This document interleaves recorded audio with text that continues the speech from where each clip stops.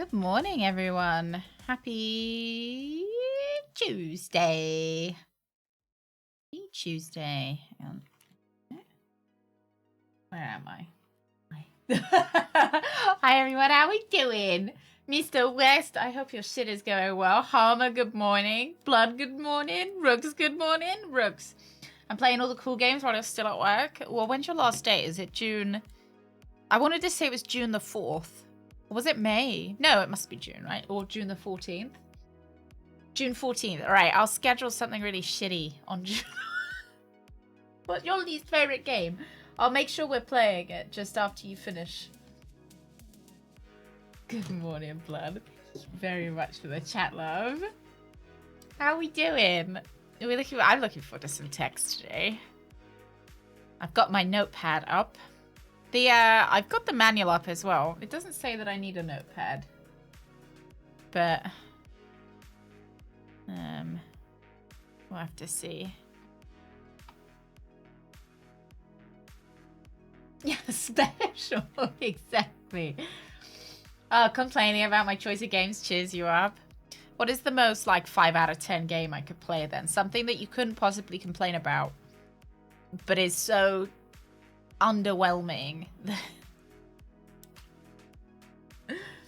Oh dear. I did think maybe we will pick up something like Star Trek, like one of the Star Trek Elite Forces, or maybe like Half-Life 2. I don't know whether it'll be the same as last time. I'm not sure if it will be as note heavy, because I'm looking at the... First of all, the manual's only like 2 pages. The manual for the first game, Mean Streets, was absolutely humongous. This one's only like 2 or 3 pages. And the manual for the previous one also said absolutely everywhere, make sure you're taking notes. And this one, I'm not seeing any. I'm not seeing any notes. Hey, collectors, good morning. Put a pants optional party here. I don't know, what did Greg put as the notification? Hands up or your pants down.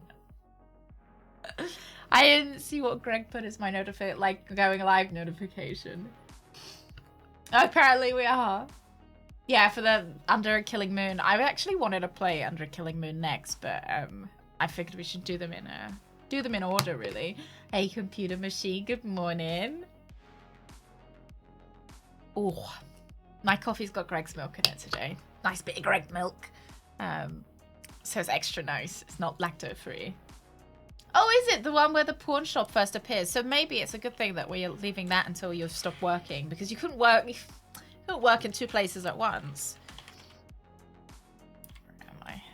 Have a look. So we have Martian Memorandum, which is what we're playing now, and then Under a Killing Moon. And then is it Pandora? The Pandora Detective? And Overseer. I think Overseer is the new one, right?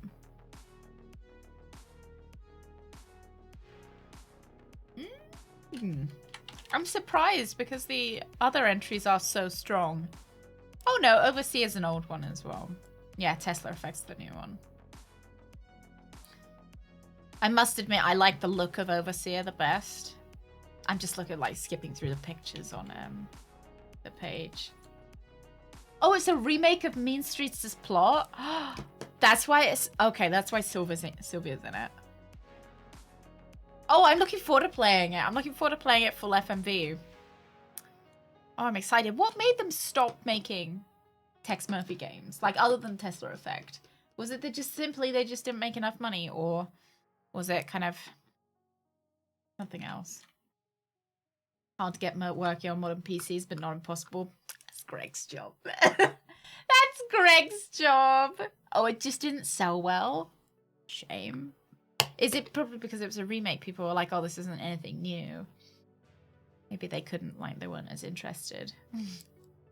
Can't wait to get Greg to make that work. I've been thinking about maybe doing Professor Layton as well, which is another Greg get that working. I want to play the one of the Game Boy Spyros as well on stream. So again, Greg, get that working.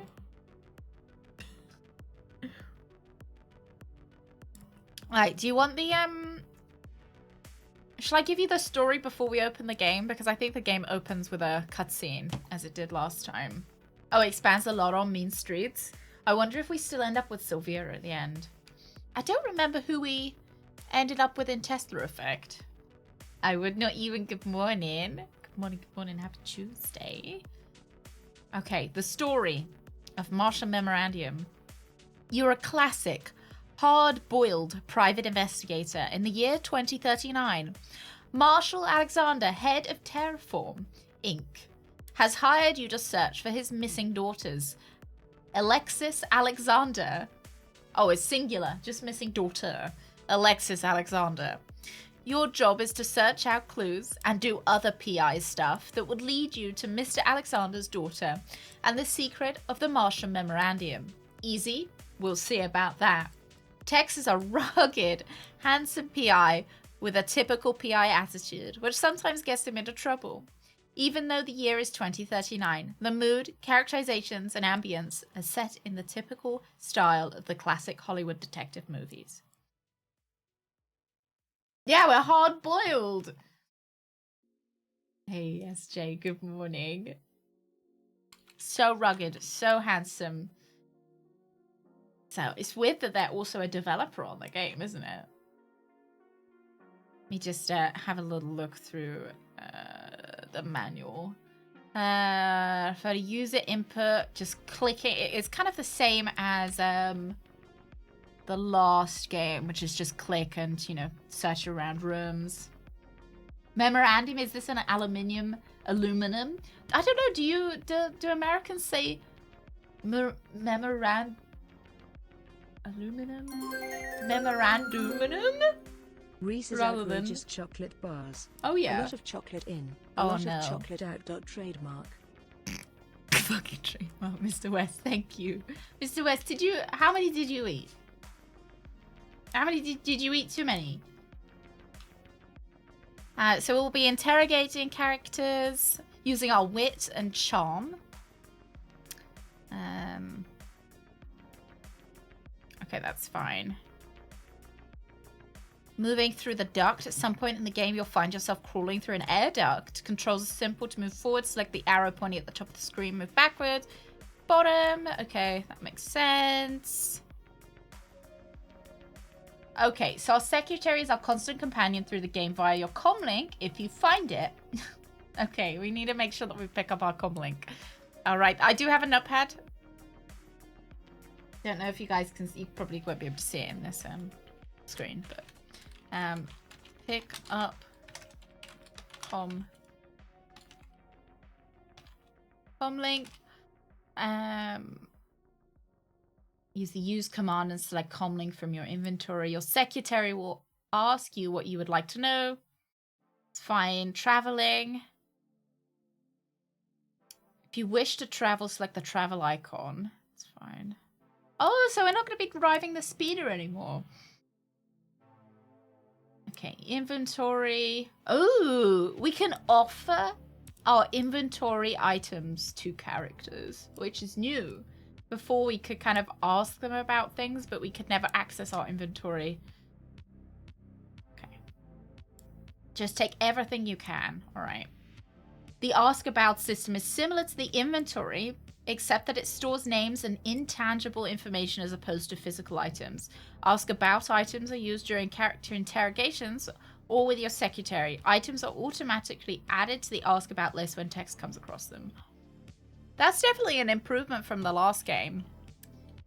Because in the last game, I had to write down all of my kind of Ask About items and then manually ask about them. Mm-hmm. Yeah, just honestly. Don't need to tell me twice to pick up absolutely everything and steal it all. Right, lads. Let's turn off my music. Turn off that. And let's get Tex up. Not that Tex. Gosh. Let's hope it just Shazam and it works. Christ. Hang lads. I knew this was coming and everything. Is it there? Yeah! I'll turn it down. Maybe it's alright. No, it's a bit loud, I think.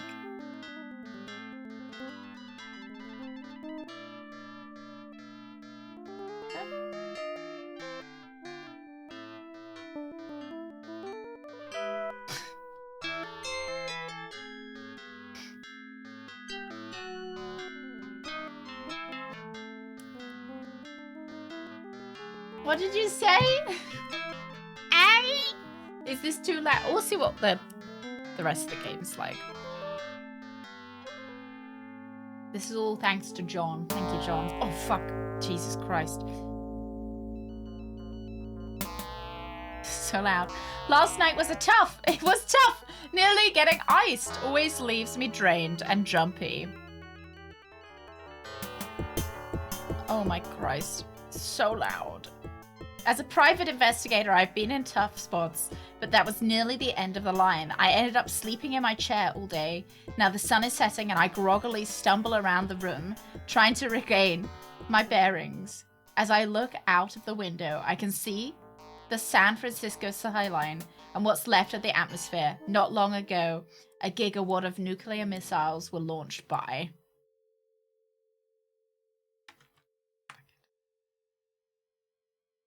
Oh, there I am. Hello. Some frenetic third world country. Luckily. I didn't pre-read that before I read it out. Luckily for the shelters, most people survive. The ecosystem may not. Tonight it seems the sky was extraordinarily red.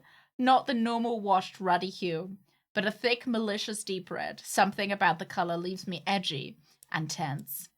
As if somebody or something is targeting me. But then, maybe I'm superstitious.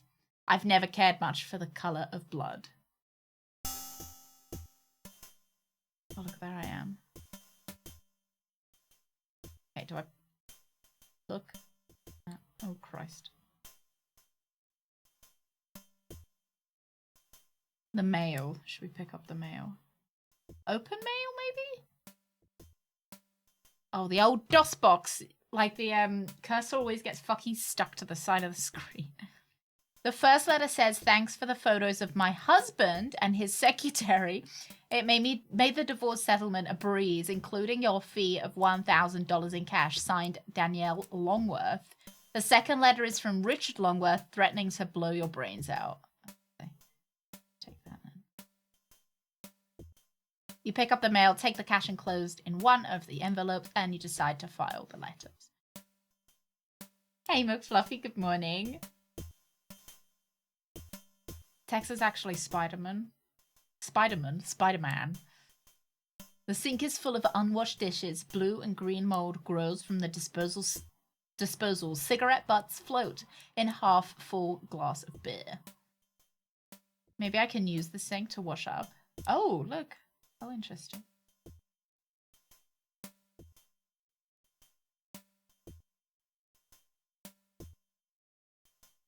The water is slimy and the drain is backed up. Okay, it seems like I can't, like, use sink, which is a shame. Okay. A desert wind blowing that night. It was one of those hot, dry Santa Anus days. Come through the mountain passes and curl your hair and make your nerves jump and your skin itch. What's that from, Rooks? That won't do any good. It's a tripod. An old Olympus FM72 fluid mount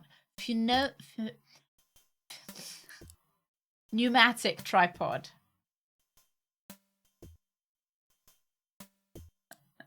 What's the wife gonna do? Well, she paid me, so whatever she fancies doing now, I don't mind.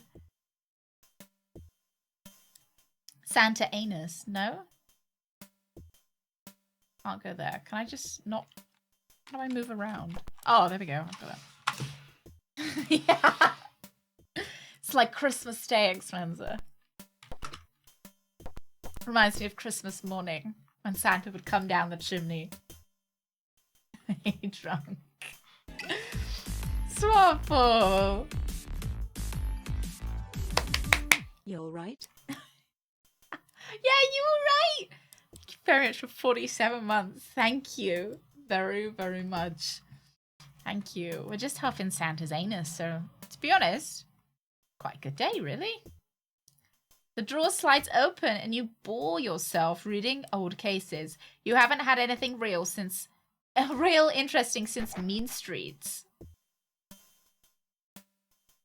Should we pick up the stuff? You can't take that. Can I close it? Oh no. Why bother? It will just show up again tomorrow. Fax page. A nasty fax warning Tex if he doesn't pay his utility bills, his power will be shut off. A Nikon FB9000 no light infrared camera. It may not be the latest model, but it's seen tons of sex and violence in its day. Should I open it? Like to get the film out of it? But there was sex on it. You might break it. Okay, let's just take it then.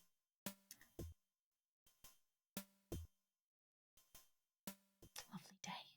Lovely jubbly. Did you enjoy your long weekend? This weekend? Last weekend. God, I'm asking you about last weekend now.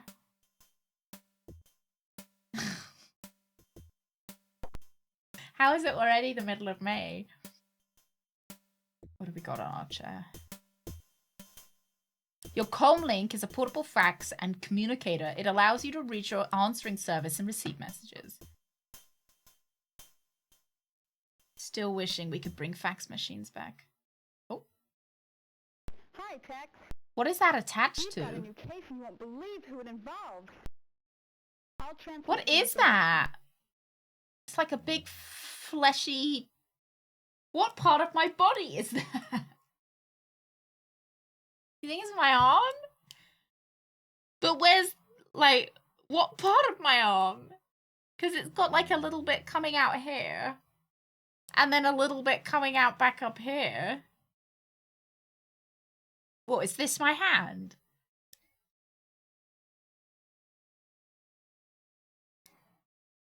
I mean, it's not what my hand looks like. Oh, I had the whole week off. Oh, did you do anything fun? Oh, it's a fist.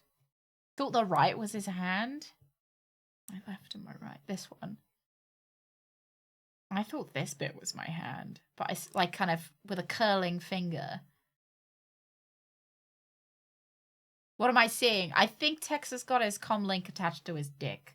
That's what we're seeing. So what we're seeing right now. Dick Tracy famously had a radio watch that eventually became a TV watch in the 40s. Like an Apple smartwatch. Marshall Alexander Terraform Corp. 582 Market Street. Mr. Alexander wants you to come by to discuss the case and see his secretary to let you in. He'll be there all day.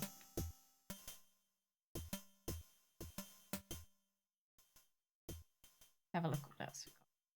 A ratty moth-eaten red sweater, a once white shirt with large ink blot, and a pair of oxblood gum-soled shoes rest in the corner. Yeah. Leave it here, you won't need it on this case. Desk is a metal army surplus model left over from the great 3-day mother of all battles with Iraq in 91.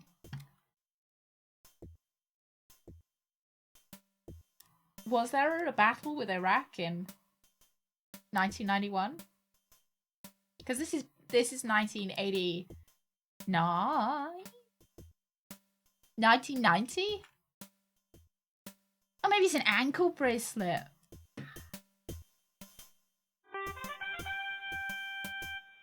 Guy, thank you very much for the follow. Welcome in. Welcome in. Maybe I can, like, pick up my lamp. Can't take that. What else have we got? Good morning. Happy Tuesday, Guy. An antique table phone. It's similar to the phone used by Boggart in the Maltese Falcon. It reminds you of the way people used to communicate. Can I pick it up? Can't take that. That's several stubbed out cigarette butts in a pool of ashes. Can't take that. Your standard fedora, a requirement for the hardworking PI. I have to be able to pick that up, right? You can't take the fedora? I suppose I'm not very hardworking. Okay, fair enough. The box contains a souvenir from the Asphalt Jungle State Park. The park is all that is left of Phoenix, Arizona after it took a direct hit on Doomsday. I will be trying to pick up everything. Various books from the Detectives Correspondence School. Some people have to take a course to be a PI. You just had to shell out a few bucks. All right, let's head out then. I presume I'm not going to want to take those. No, okay. I really like how it pops every time it walks.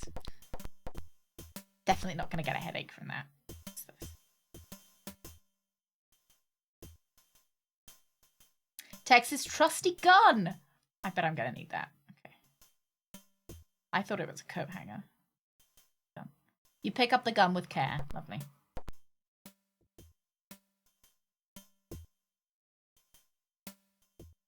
There's no need if you wish to leave select travel. Should we save?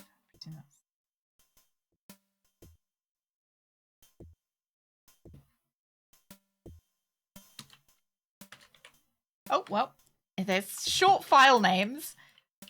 Where's my key gone? There we go. Travel.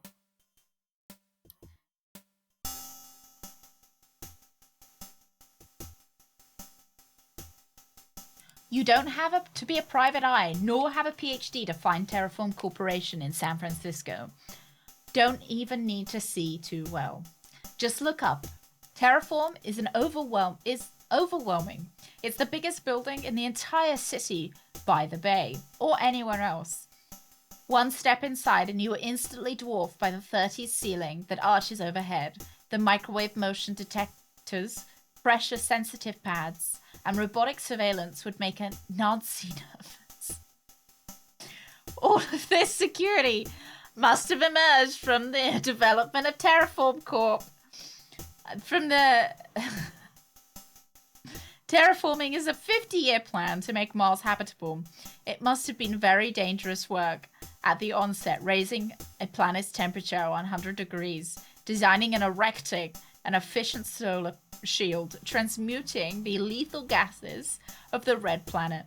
Must have warranted risk, silence, and heavy security. Security, yes. But this place makes you feel like like 7th grade gym class on the first day. In the showers, going in naked and ill-equipped. I guess I passed their check. A thick neck guard takes me over to a turbo elevator and I head for Alexander's office. Hey Haley, good morning. Good morning. Tex's nostalgic obsession with the 30s and 40s. It makes the whole themes work quite well. Because he kind of is like an old school detective. I know, right? He didn't have his comm link on, clearly. Have a look at what we're handling here. A piece of art from a sculptor, Sabatini. It protrudes from the floor at unsightly angles. Uglier works of art have sold for more, but not in recent history. Can't take that. The secretary eyes you suspiciously as you clumsily attempt to rearrange the office decor.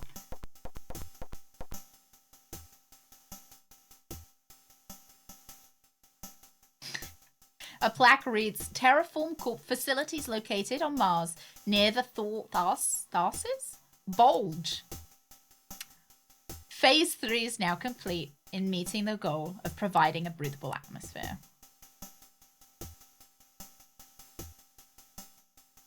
There's no lounge.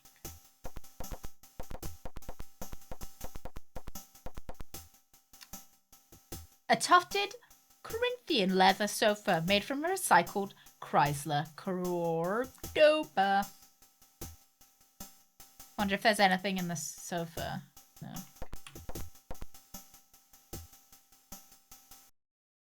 May I help you? He's Rhonda in the other games. I'd like to see Mr. Alexander. Maybe you could answer a few questions. Can I pick response 2? Ah, oh, I see. Ask about. I'm just too busy right now. I'm not done talking to you. May I help you? Yeah, the FMV is definitely come on a lot since the first game. I'm just too busy right now. What's Corinthian leather? Is it above my pay grade? May I help you? Well, I guess I'm response 1. Just a moment. We can see you now. Okay.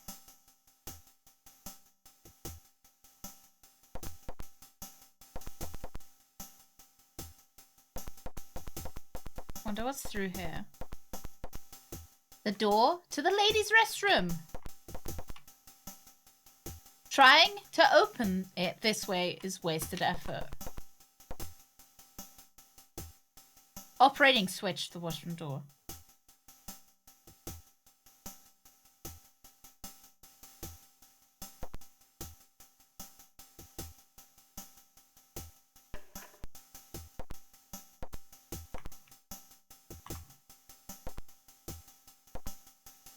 I go in. Oh, nice! So it's a marketing term coined by the advertising agency Bozell in 1974 to describe leather upholstery used in certain luxury vehicles of the Chrysler Automobile Company. Why is it called Corinthian leather? Sounds like some kind of like Roman. Like the Corinthians are coming!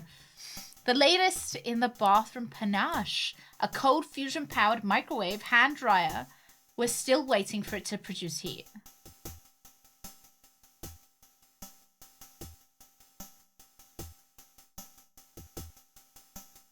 An empty Rubbermaid Royal Princess garbage can. Find nothing underneath.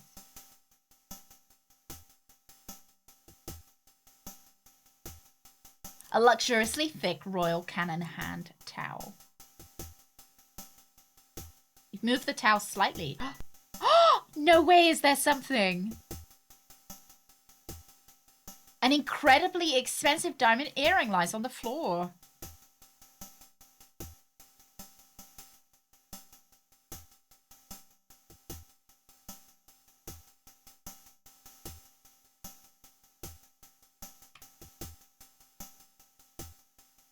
You see a simple-minded, thick-willed, dull-brained creature staring back at you, but you're still more handsome than the average post-nuclear mutant on the street. Panache. Got a little bit of panache. How does everyone else say panache? Panache.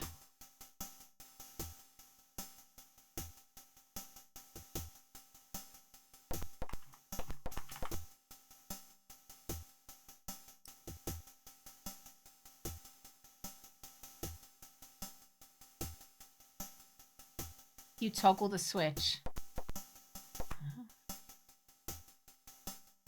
You stare at the porcelain bowl next to the toilet. It's smaller and has a nozzle which shoots water upward. You finally decide that this is a strange place for a drinking fountain.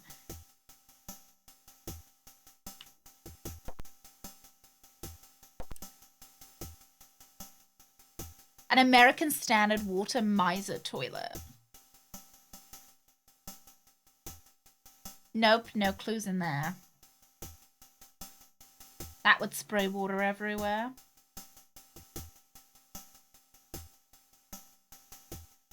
What a clever idea! But now your scope and ability range.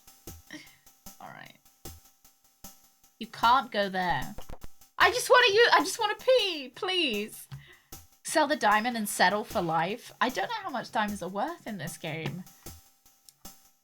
I think Texas rent's too high. Maybe if you stuck your head beside it, it could hear you more clearly. Alright.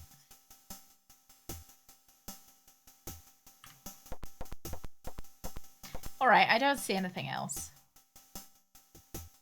Unless I can open this. A double black onyx sink.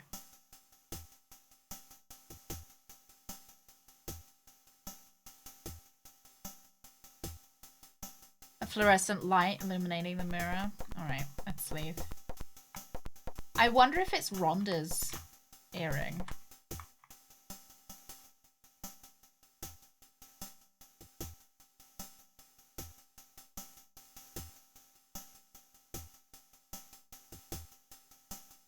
I don't know how to get there.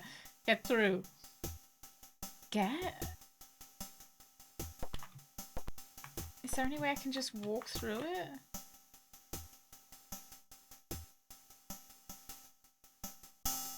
There we go.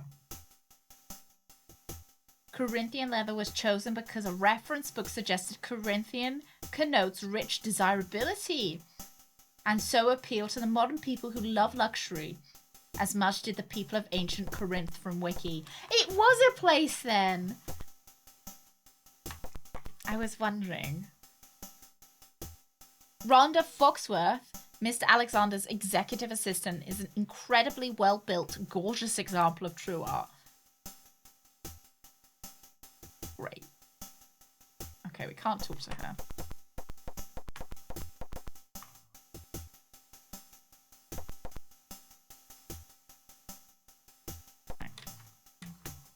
The doors are very difficult to get through. Oh wow, he doesn't seem evil, does he? An original Renoir oil entitled Nice Flowers Part 1.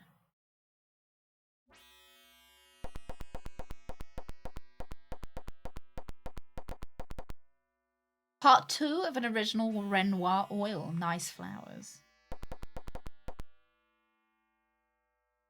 The Trans-America Building, one of the most striking landmarks in San Francisco, is bathed in an eerie glow as lightning flashes over the city.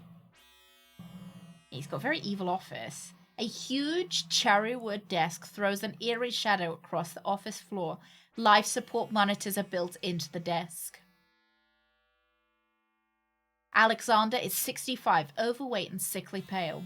He has an expression on his face that could bring a strong man to his knees. Fortunately, yours are just shaking. Like a little button here. Oh, we can see the Golden Gate Bridge. The Golden Gate Bridge stretches magnificently across the harbor. A million lights twinkle to the horizon of San Francisco, the city of brotherly love. Nice. That's what I didn't make the joke, Red. That was very good. I didn't make any such joke. Good evening, Mr. Murphy. Ahoy, good morning. Doing all right? My daughter is missing. She may have been abducted. Good voice acting. I know it's probably a voice changer, but... Come in just at the start. Oh, wow. That so doesn't look like Tex, does it?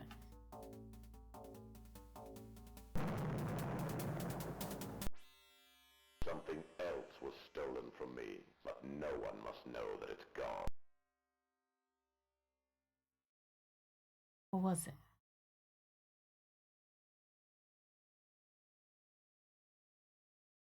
I'll transmit some leads for you to begin your search. I've already told you all you need to know. Now do your job. Alrighty then. I did. I was shocked as well, Bread. I was shocked that Hammer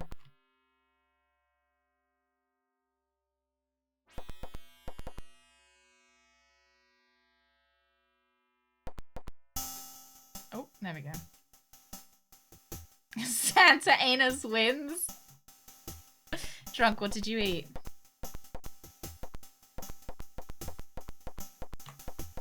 Yeah, he didn't seem, you know, other than the evil aura, he didn't seem really that bad. May I help you? Rhonda, can I ask you a few questions, please? I'm just too busy right now. But Rhonda, I want to know if those are her earrings. But I don't want to order her. May I help you? Do I offer her the earring or nah? I'm just too busy right now. So, Brett, I broke into the women's bathroom. I mean, broke in. Like, I just pressed the switch and walked in. And I found a diamond earring on the floor. And I can't decide whether I want to keep it. No, I don't. I want to change the name of it. Let's save. Let's offer her the earring. May I help you? Offer.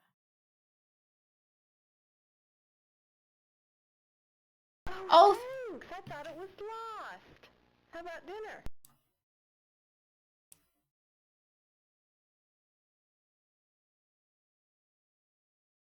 Oh, food poisoning last week. Oh no, I'm now catching up. I'm now in tatters.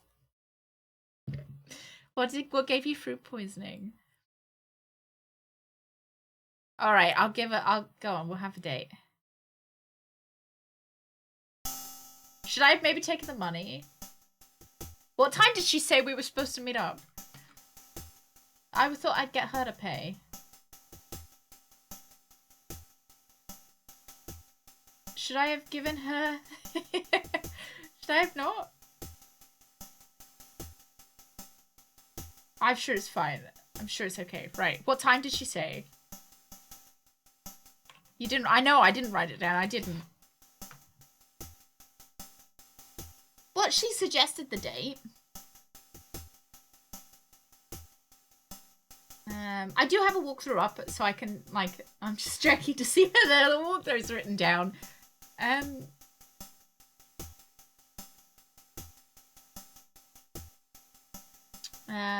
Blah, blah, blah, blah, blah. Okay, go to the thing.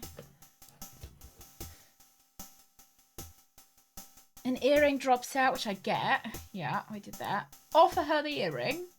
Oh, I was supposed to ask if it was a date. Use the okay, no. Sure. It doesn't say what time I'm supposed to be going out with her, but... presumably... Oh. May I help you? Response 3. No. Well, I just want to know what time our date is. Oh, it's a packet of hot sauce from Taco Bell and KFC. Don't mix your hot sauces. Don't cross the streams. Where's the text file? I do have a text file up. I just haven't been very good at using it. Right. I'll just write down date with Rhonda. How do you spell Rhonda? Let me get my text file up so you guys can see.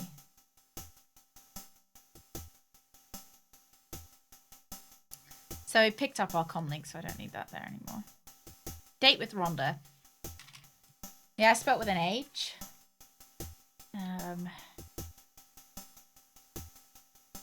Date with Rhonda and find Mr. Daughter Alexi. Wasn't it Alexis or Alexi? And he's also lost something else.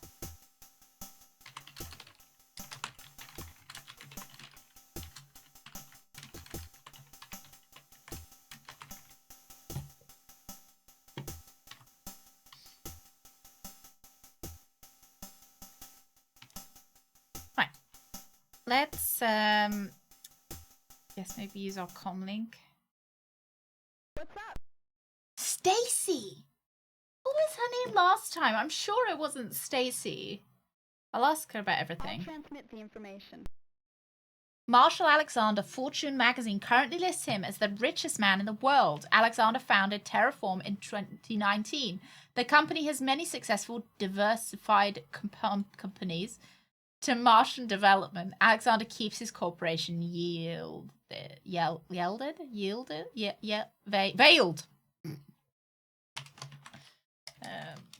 Let me write down. Oh, Vanessa! Richest man alive. Founded. Did he find Terra? I think so. And then lots of companies linked to Martian development. Keeps his corporation.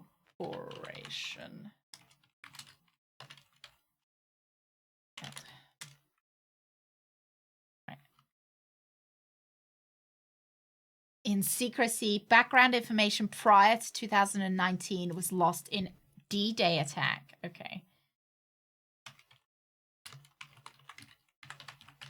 And info prior to 2019.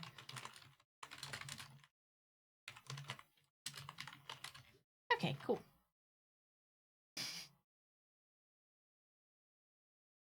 I'll transmit the information. Thank you, Stacy. Terraform is Marshall Alexander's company. They are specializing in terraforming the Martian planet to build a suitable atmosphere for habitation.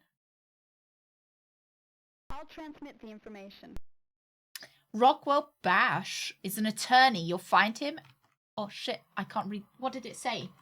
It disappeared. Shit. I'm gonna need to keep my own VOD up for. Oh, maybe I just ask again. I'll transmit the information. Stacy's had enough of my shit. Stacy, I can't see it if you keep. I'll transmit the information. I'll find him at Pacifica at 544 Hillside Drive. Okay.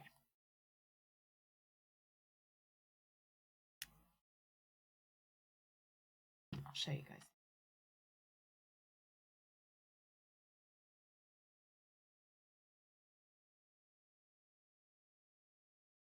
Don't want to be... Right, Rockwell Bash at... He's an attorney. And he lives at 544 Hillside Drive. Yeah, to testing my fast reading skill and memorization as well. Okay. Jacques Sparrow. I'll transmit the address. It's like Johnny Depp's secret name. He's a professional photographer. His address is 1820 Gateway Drive in San Mateo. Okay.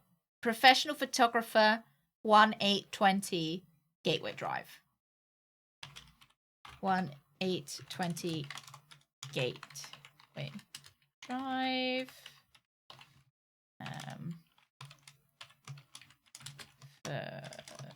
Photographer. And his name was Jacques Sparrow.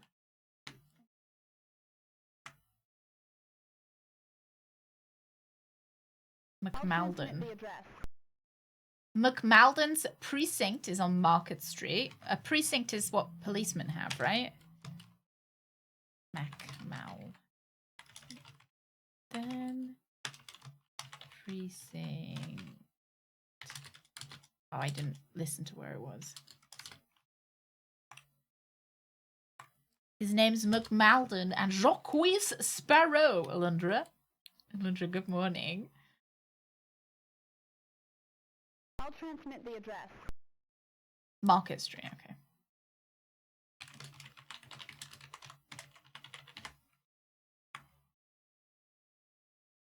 Alexis Alexander. Transmit the information. Good luck, Brooks.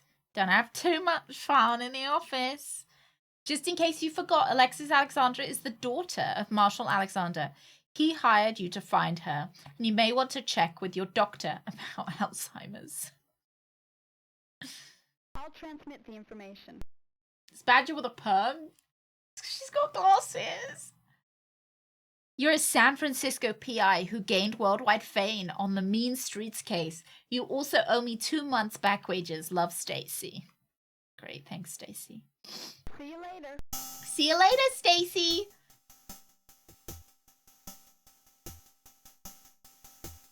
Where should we go now? The trip out of Terraform is a lot more pleasant than coming in, and it's nice to have a client that looks like he can pay. So Alexis Alexander, the daughter of the wealthiest man in the universe, is missing. What a ransom this dish would garner. But in the information that he transmitted to me, there was nothing to prove this was a kidnapping. Then he says something else was stolen from me and acts as if this was more important than his daughter. I try to get more information on what it was, and he clams up on the subject. I don't think he's giving me the whole story. And one thing's for sure, he's desperate. At least he gave me a few places to start. Oh, a permit for posting a link, and the mods were confused because they thought he was asking for a permaban. I just really want to be permaban, guys. They say money can't buy you happiness, but it sure can scoop up on everything else. I drop into one of Alexander's residences, the one Alexis was staying at before she disappeared. The place makes the Taj Mahal look like the project. I enter the 10-foot spired gate with gilded points. Their house isn't even in sight yet as I roll past a forest of flowering shrubs and short trees. Security cameras are everywhere. If Alexis was kidnapped, somebody was definitely asleep at the wheel. The maid at the door has been told I would be coming, and she's let me in. I'm led through a hallway to a chamber of marble and glass to Alexis's room. It all resembles a mausoleum. I feel myself whispering so as not to wake the dead. Oh wow. That's a bedroom. Alright, what are we looking at? Let's have a look at her bed, I guess. A king-size bed with a Martian crystal headboard. The maid has not done a very good job in making the bed. You flip up the corner of the bedspread. A small card file box. The box opens with a click. A small card file box. What is it?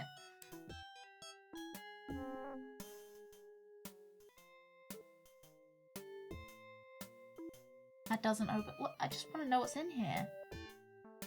There's no option to like sniff her sheets or anything, unfortunately.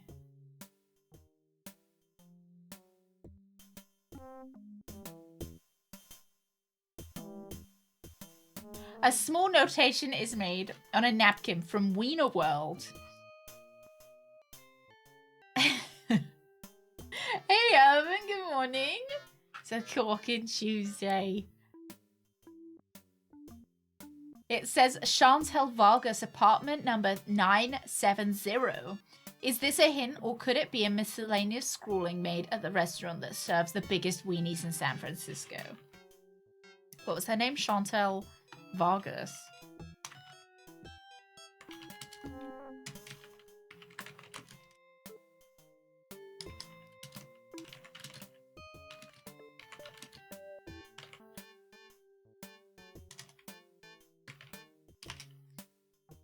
Hopefully I can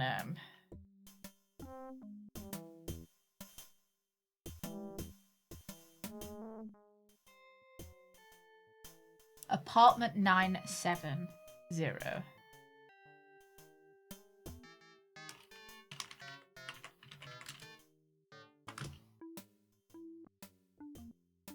All right, do you think I can take what's inside?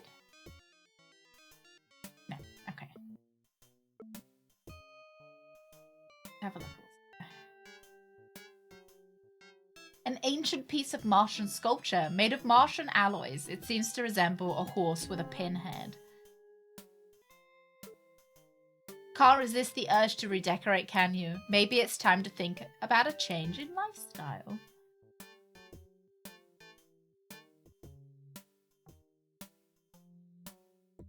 See something on the floor. A small piece of notepaper with the initials TMS written in it.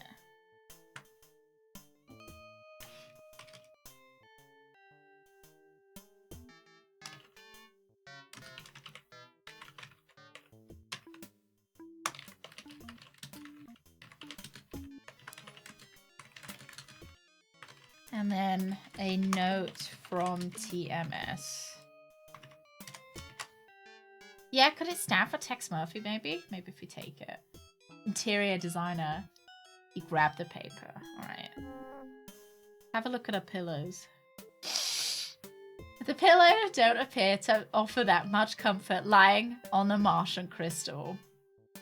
You move the pillow slightly and notice several baby teeth lying under the pillow. It appears that Alexander's neglected some of their parental duties. Can I take the teeth? You can't take it. I don't think I can take it. Okay. The mural projects a holograph of Diamond Head. What? A holograph of Diamond Head. Before it sank back into the ocean, that thought doesn't put you in a better mood.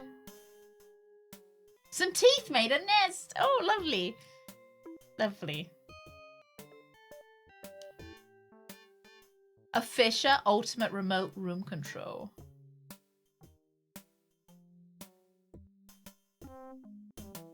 You open the control panel. Wires and components fall out the back and you stuff them back in, feeling foolish. You move the switch on the control panel to change the mood of the room.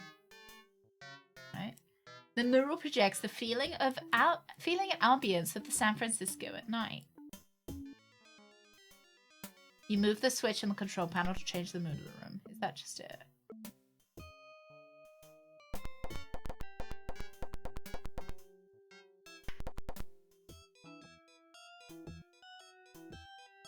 Got a door here. Hermetically sealed, cedar-lined, temperature-controlled closet. Okay. You flip the switch. Let's go in. I can't go in the closet. Various articles of lingerie from Victoria's Secret business suits. 24-inch spiked collar, leash, handcuffs, and active sportswear. So I won't move. Can I just take them? Shame on you! Do us a favor and just come out of the closet. Right. A red pair of size 6 spike heels. I wanted to steal them, yeah, because they're expensive, right? Well, you're already too tall and heels make you walk funny. Okay, well, I guess there's nothing here. Is there anything, like, on these bedside tables? No. You see the faint outline of a compartment in the wall. Go. Yeah, some Victoria's Secret business suits. Like, really just sexy business suits for sexy business. Hey, ye, howdy doody. Howdy doody.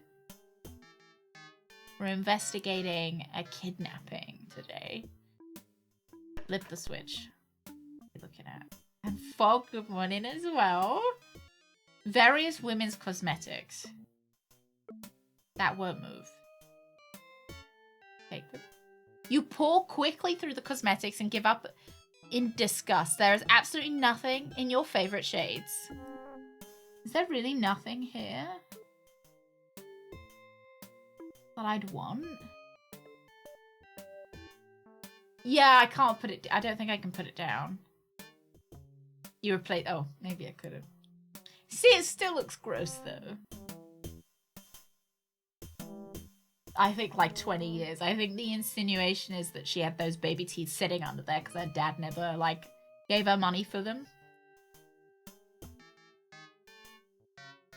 Did you guys ever like get money for your baby teeth?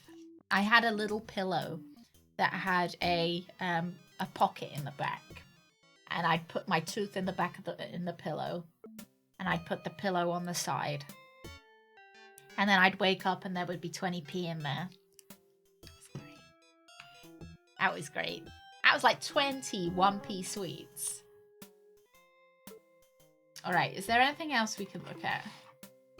Okay. Let's save. Yeah, it was cute. I think it was so that my parents didn't have to like shuffle under my pillow or anything. Yeah, I got a quarter each. What did you spend it on, bread? God, that's a silver dollar. What's this? What is a silver dollar? Is it like a silver?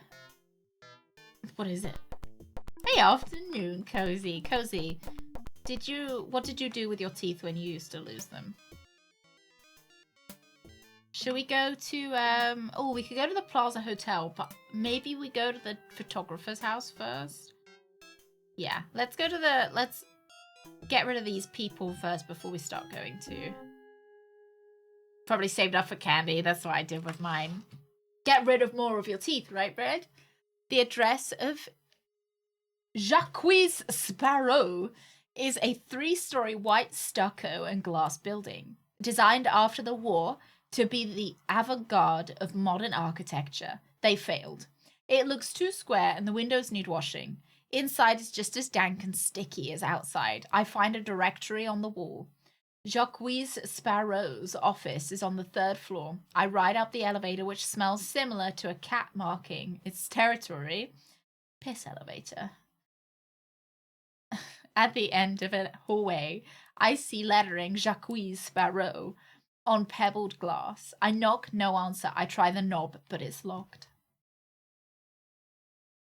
If I had my lockpick kit, I could pop this door in 5 seconds. Unfortunately, it's still at my apartment. Okay. I guess we'll go try and find it at our office. Yeah. Jacques Sparrow! I think it's actually Jacques with an O, but... Oh, it's a coin worth $1. That's not weird for Europeans, but there aren't many in circulation in the US. Do you still have them, Fog? Once lost my molar. Had a cavity on it. Oh, Tooth Fairy was so happy they didn't have to pay for a filling that I got $20 for it. That's amazing.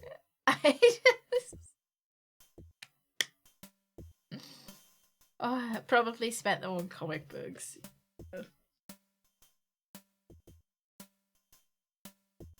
Oh dear. Yeah, I think I spent mine on like penny sweets. Let's have a look at our desk, see if we can spot it. Like there. Several stubbed out cigarettes. Maybe it's at the top here. 7mm seeking bullets. I guess we'll take them. Pick up the ammo. The sticky hands that you get in the coin machines, what, the ones that you like, you throw and they like, yeah, slap it on the ceiling. I used to like the anatomically correct tongues that you would get. Do you really weird saying that now. You know the ones I mean, like the rubber tongues? I used to really like those because I'd like, yeah. They were like little rubber tongues. And I would like hide them in places for my parents or my sister. Yeah, penny sweets, eh? I know, I'm so like I was telling Greg about my my mum would take me to the like newsagents and they would have a wall of penny sweets and there would be like little wooden bowls on the side. You take your little wooden bowl and you'd fill up your wooden bowl with your penny sweets. And they would ask you how many you had. Oh, I've got 100 because it would be £1, like you get £1's worth. And you pick your favorites. And or if you wanted an extra treat, you would get one of those long 10p Haribo yellow belly snakes. Oh, I used to buy a lot of the Garbage Pail Kid cards. Did you keep them, Urban? Still have them. Big goblet full of silver dollars in his bedroom. My brother got in trouble for stealing a handful. Especially a goblet of them. How did they know? How did your uncle know? Hey, Juffo. A basic detective lockpick kit. Okay, let's grab that. This is the sequel to the Tex Murphy game we played last month, maybe? Not all that long ago. I reach inside my pocket and pop out the toolkit that makes opening doors a snap. Fucking Nintendo Switch.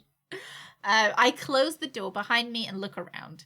The place looks very familiar. An old roll-top desk, swivel chair with a frayed pillow, and a couple of file cabinets. The door might as well have had my name on it. The file cabinet was locked, but it was very easy to pop open. Inside, some cheap rye, a phone directory, and a manila envelope. There are a number of 8x10 glossaries. Oh shit, well I didn't read that. I'm lost in thought when I hear the doorknob begin to turn. I toss the folder back in the file and spin around. The door opens and in walks a guy who looks like Errol Flynn in The Gay Adventures of Captain Blood. His face, okay. When he sees me, his mouth opens and out drops the worst French accent I've ever heard. I didn't get to finish all of it, sorry lads. Alright, gives me ages for this one. Mon Dieu! What the hell are you doing here? It looks pretty quiet here today. Perhaps you should answer some of my questions. You've got a nice studio. How much for sitting? Should we ask him how much? You could not afford me. Try the photographer at Kmart. So funny. I thought they were talking about bread. I thought that was what like bread, is it not? I had hundreds of them, used to trade a lot, ended up losing them. No. Are you sure they're not like in your parents' loft? Or what do Americans call a loft? Attic. Go hard on him? Listen, doo-doo for brains. Cooperate and I might not have to get tough. Alright, call him doo-doo for brains. I have friends who are very tough monkeys. So, you know, it's post-apocalyptic, right? Bread is very valuable. I feel like we're getting off to a bad start here. Big dog, you dare to insult me? Why should I treat you any differently than my friends? It is so difficult. Just look at yourself.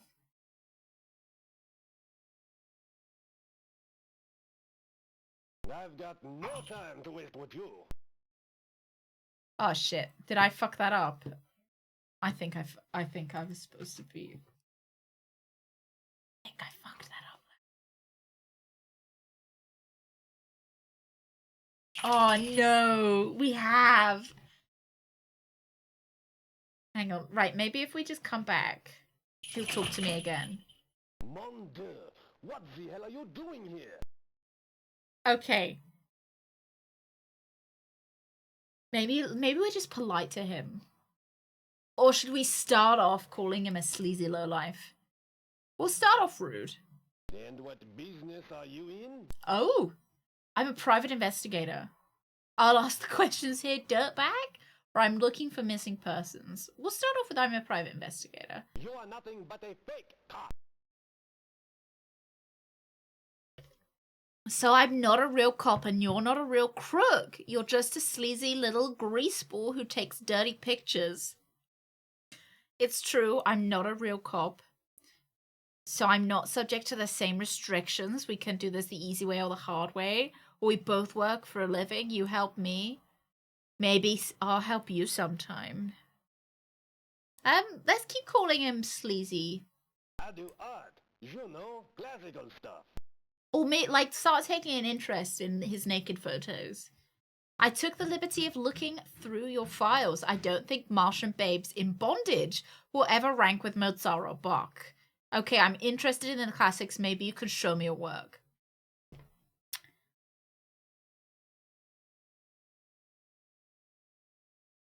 Should I ask him to... Do you think he'll actually show it to me?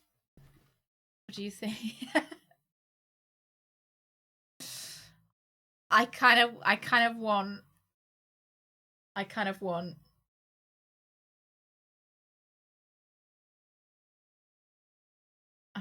to see the babes. Oh, my dad hasn't moved, but no storage for that kind of things. Mum's moved several times since then, and so have I. Oh, so they've just kind of gotten like lost in the ether. I'm gonna ask him about if I can see his... I've got no time to waste with you. Okay, he didn't like that one. Fine, we'll start that again.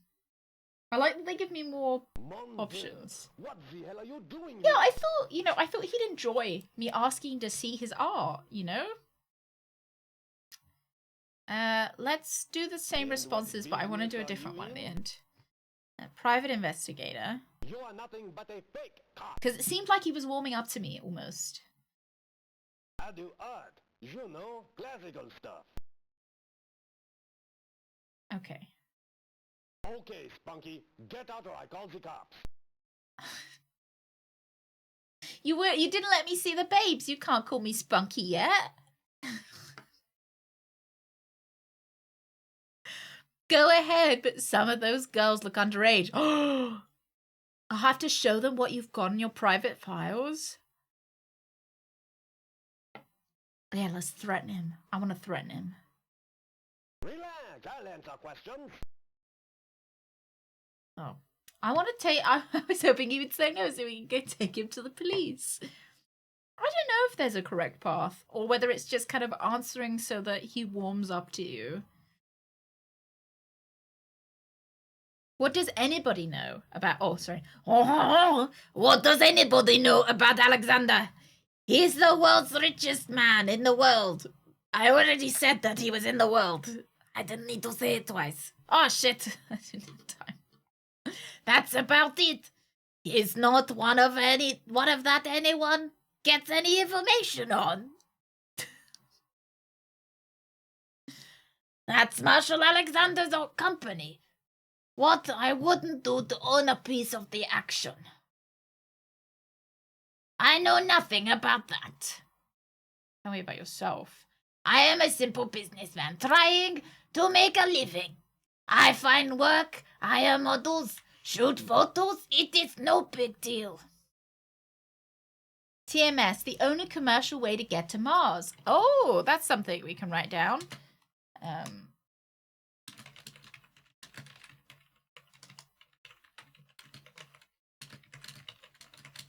So we found a note with the words TMS on it in the bedroom of the lady who was kidnapped. So, you know what? I'm actually I think I figured out the plot of this game. Let me... Don't tell me if I'm right, if anybody knows. But I will share what I think is going to happen. I think that Alexis Alexander, who is the daughter of Mr. Alexander, she's the one that got kidnapped, I think she's run away from home. I reckon she's taken the only commercial way to get to Mars, and I think she's stolen that piece of information from her dad that he is more concerned about being missing than her. So I don't think she was kidnapped. I think she ran away and took a piece of information that she could either use to blackmail him or something else. I think there's evidence of him being a neglectful father, you know, with the teeth. So I think there's like, you know, I don't think he loved her enough as a kid, and I think she's run away. I know nothing about that. Chantel Vargas. I can't do the voice. Chantel used to be one of the top models on the West Coast. Unfortunately, she's become a heavy user of Rush. That drug has really ruined her career. I hardly use her anymore. Okay. Write that down. Uses Rush. Ruin drug.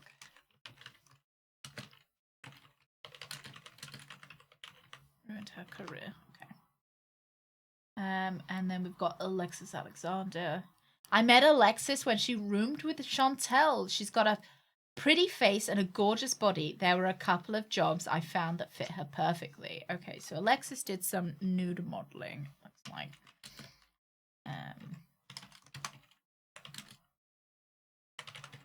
And she roomed with Chantel. Which is a bit strange that she's decided to room with somebody despite, you know, having such a big house. Yeah, maybe I think the father is evil, 100%. I still don't like you. That's fair enough. All right. Do I want to show him anything? I don't really want to offer him stuff. I kind of want to check the walkthrough because I'm confused if offering somebody an item makes them take it or whether offering it is just kind of showing it to him. So I did get a bit of a spoiler that I am supposed to offer him some money, and it is he does take it. I'd like to offer you money, please. Oh, Mon Dieu, what the hell I are you broke doing him. here? I think I broke him. Okay, hang on. Let me go through the responses again. And what business are you in? I think it was response 1. You are nothing but a fake cop. I do art, you know, classical stuff. I wonder at what point I offer him money. Oh, just anytime. Right, fine. Yeah, like, hey, do you want some money? Only look, don't take it. Well, it's more, do you want to look at my money?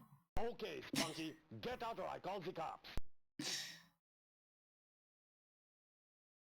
Relax, I'll end Like, up oh, I would like to offer you. I don't understand how to offer people stuff. Maybe I'm supposed to do it at Spunky. I don't know. Can I offer you stuff? Nice cereal. So I can't for some reason offer him anything. And the end button doesn't work either.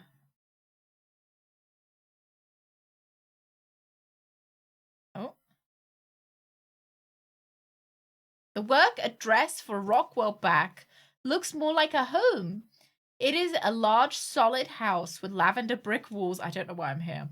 And white stone trim. I walk in and am greeted by a young, pretty face with a nice smile. She asks if I have an appointment. I tell her why I'm here, and she leads me into Buck's office. It is obvious why Marshall Alexander hired this guy to be part of his corporate brain trust. Oh, wow, he's got a brain. What can I do for you? I don't want to be here, sir. I wanted to offer that guy some money. A brilliant man, perhaps even more brain power than myself. He has built a vast empire of his own with virtually flawless business decisions. His health, however, has deteriorated over the last several months. Okay. That's important.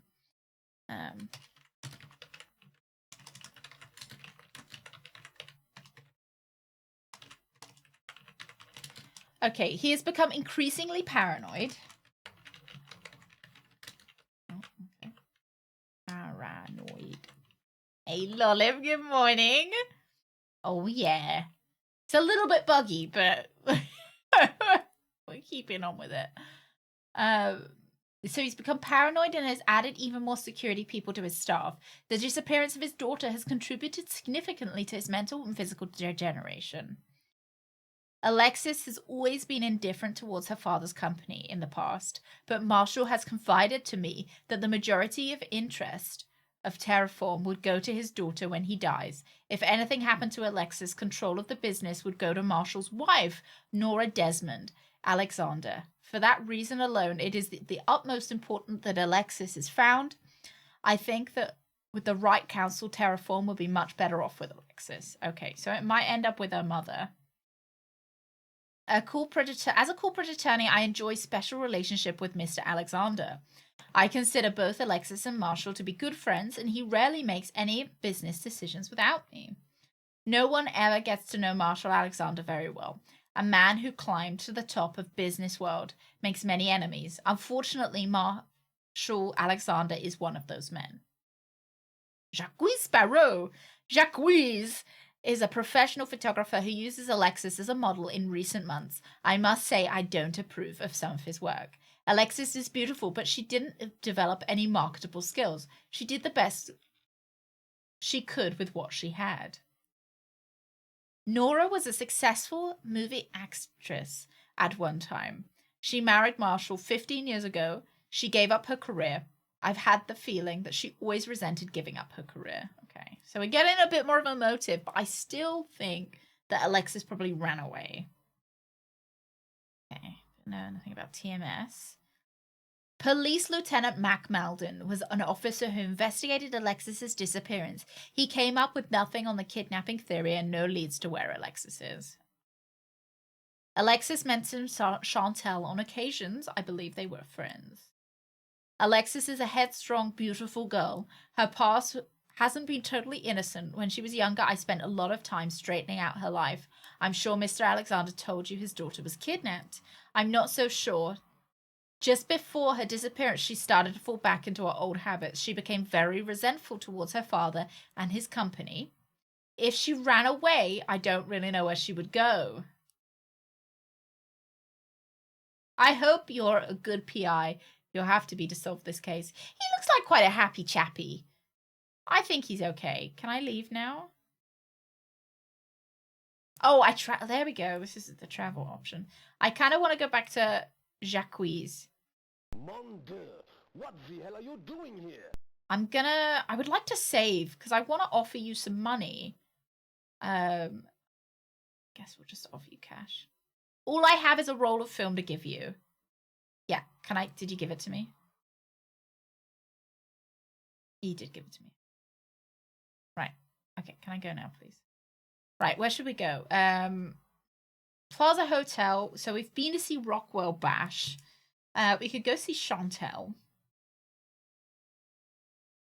Yeah, he seems like an okay guy. I wonder if we have a way to look at film.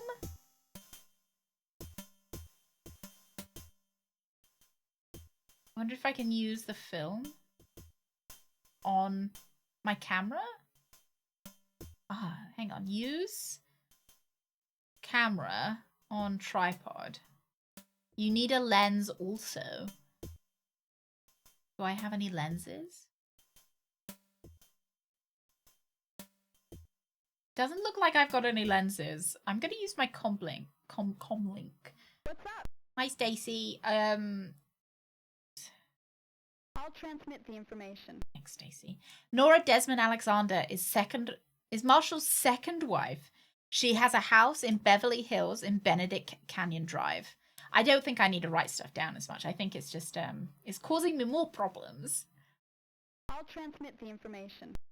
TMS is an acronym for Trans-Martian Shuttle. The office is in the old ferry building down on Pier. If you're looking for a way to Mars, you'll have to wait a while. The next one leaves in 4 weeks. Okay. I've checked our resources. There's no information on her. Okay. All right. That's good. See you later. Bye, Stacy. I haven't seen any lenses for the camera. Maybe I might open my desk. The drawers are disorganized. A few chewed pencils, half an empty box of goobers, and enough scrap paper for a bonfire. Yes, this is 2039, which is disturbingly close, don't you think? Let's have a little look in the box.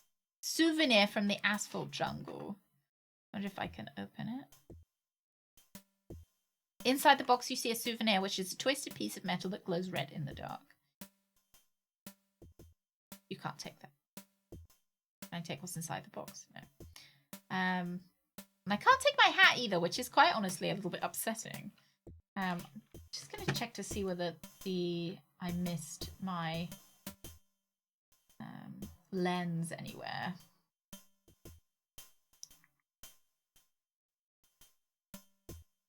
No. Okay, it doesn't look like we're missing a lens, so I won't bother. Not gonna cheat to see when I'm getting it, but as long as I didn't need it now. Yeah, let's go. Shall we go see?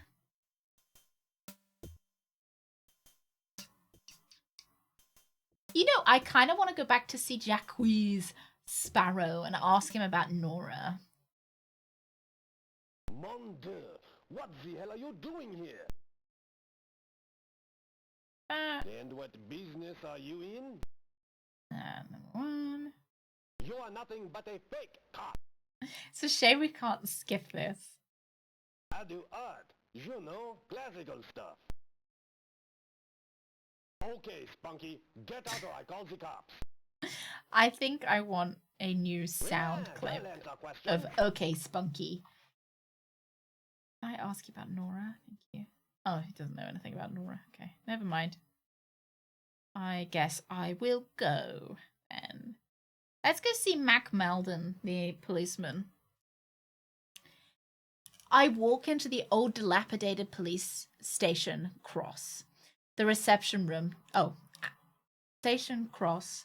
The reception room to a duly lighted inner corridor and pass down the corridor to a frosted glass door and its far end. I open the frosted glass door and walk into an office where a big olive-skinned man with tired oval face under a mat of thin hair dotted with dandruff sits behind an immense desk, which bales of paper are heaped. Mac's a true San Francisco flatfoot. His biggest claim to fame is that an old relative of his used to be on a police show about San Francisco. Somebody said Mac looks a lot like him. The yellow fucking text is so difficult to... It's terrible to read. It is. The font and the font color is so difficult. Do you not get frosted glass doors anymore?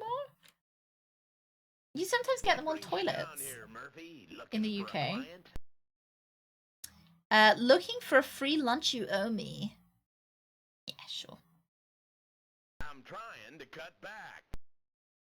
That's true. A guy like you doesn't need to buy lunch. A diet, you'll use all of that charm. Let's schmooze him. Run along, Murphy, and don't let the door hit you on the way out. Oh shit! Did I say something? I didn't read. I didn't read the whole thing. I thought I was schmoozing him. Did I say? Maybe I said something weird. What brings you down here, Murphy? Looking for a client? They hired a proofreader to correct mistakes, but they couldn't read the text. Coffee and eats donuts all day. How else would things get done? Up yours, Seamus. I'm not exactly idling away myself. My clients pay me to make your life easier. I know it's foolish for me to get angry at inanimate objects, but you'll make me mad anyway.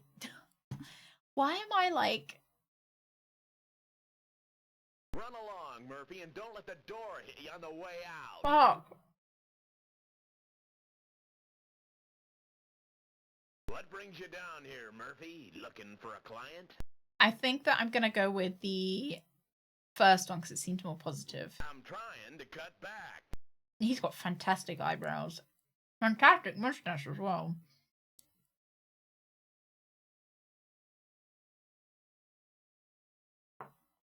Always ready with a gag. Well, I've gagged enough today. Oh, he's really... Okay, so it's definitely the second option. What brings you down here, Murphy? Looking for a client? Up yours, Seamus. And then... Wants to. I know I'm going soft in the head from talking to you, Murphy. What do you want? What?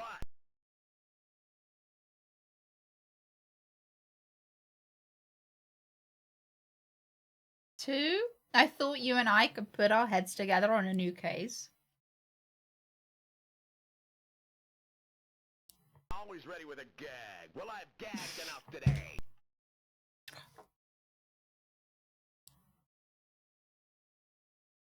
No, I think they have put a fake nose on him, though. Looking for a client? Okay, two. Up yours, Seamus. Two. I know I'm going soft in the head from talking to you, Murphy. What do you want? What? One. Jam it. We're too busy.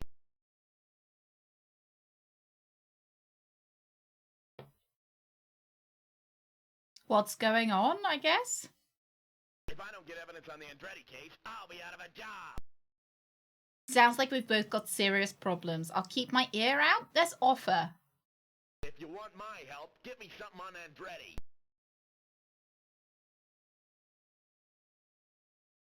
Okay.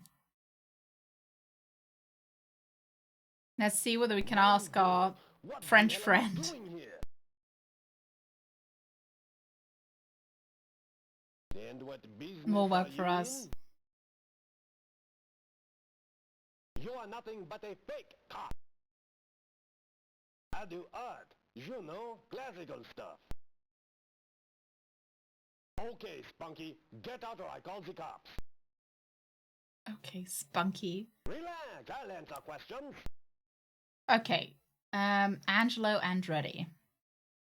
I know nothing about that. Oh, well, great. So glad I came to you first, then.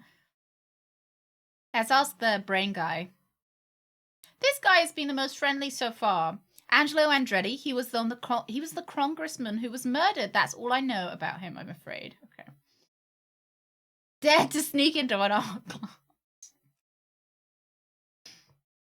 Who else have we got?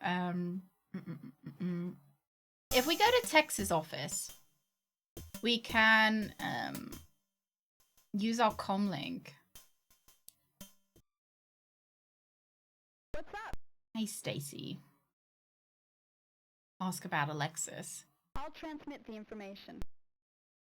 Just in case you forgot, Alexis Alexander. Oh shit, this wasn't who I wanted. There we go, Angelo. I'll transmit the information. Here's a summary of the Examiner's article on Andretti's death. Congressman Angelo Andretti was murdered in his San Mateo home last night. Police believe Andretti was killed because of his relentless pursuit of underworld crime lords. Okay. So presumably we need to go talk to somebody who knows the underground, which might be Chantel. See you later. I miss being able to beat people up. It was a bit simpler than the dialogue trees, because I feel like with these dialogue trees, I'm not sure why I'm necessarily responding to people. Like, because both options seem bad. I don't know why one option is better than the other.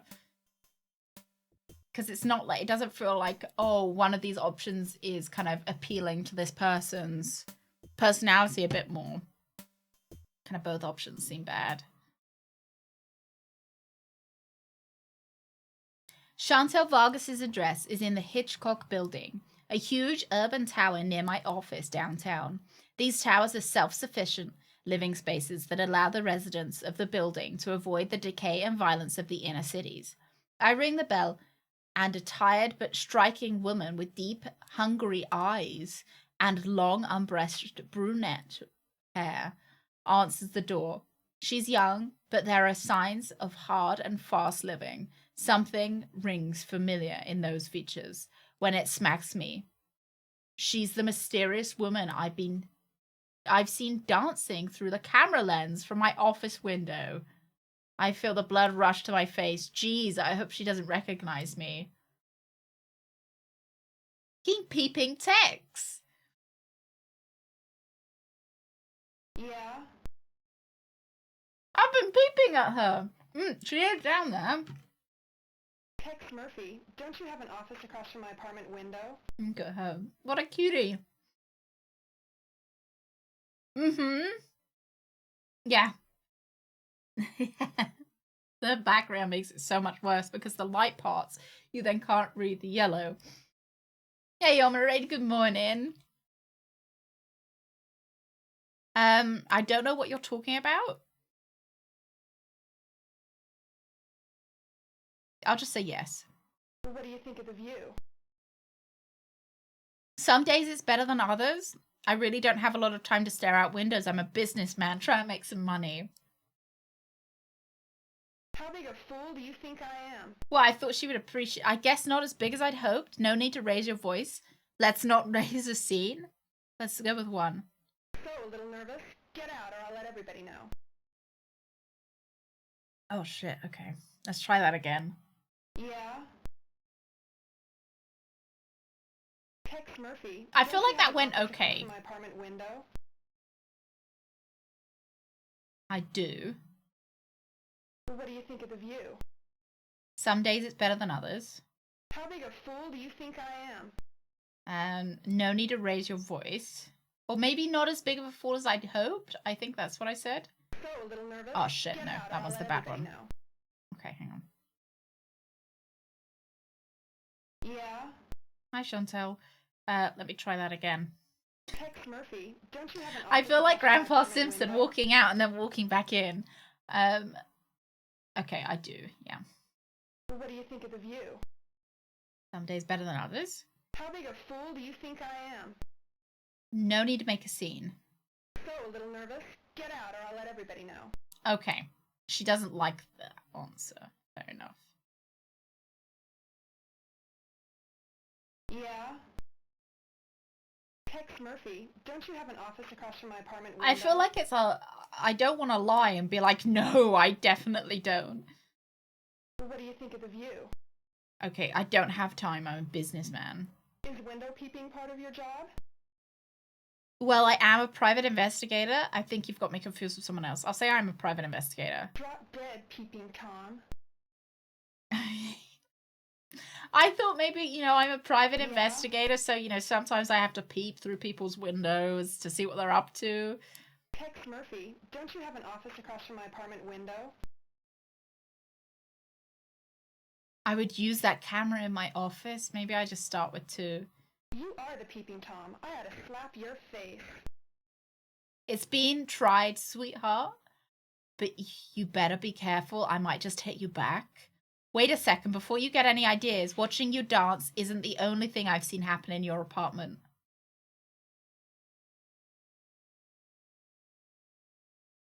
What does that mean? I don't know what that means.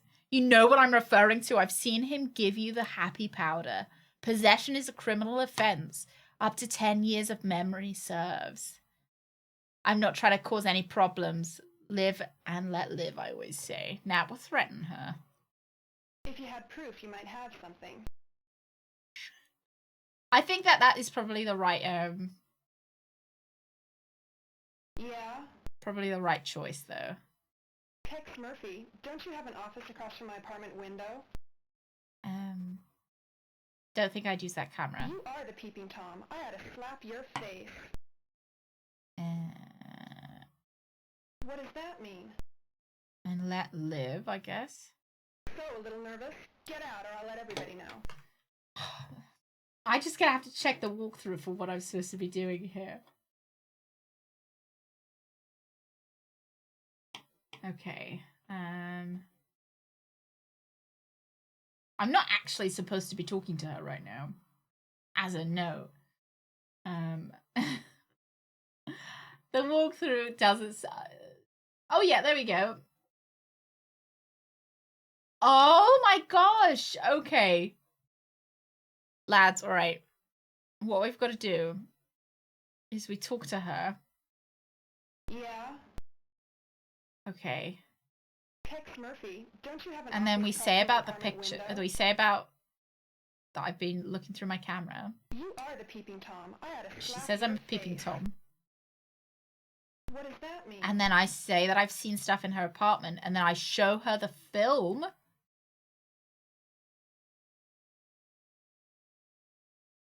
I don't need that. But the...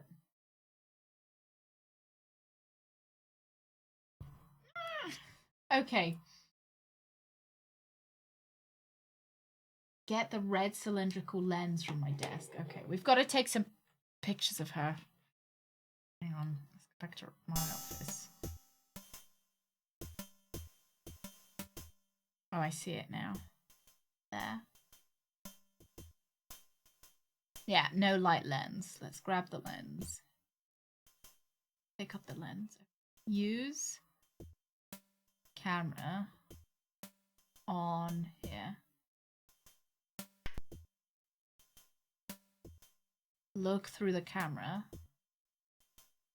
Can I not use it? Use film, maybe, with camera? You snap the film into place. Just like you knew what you were doing.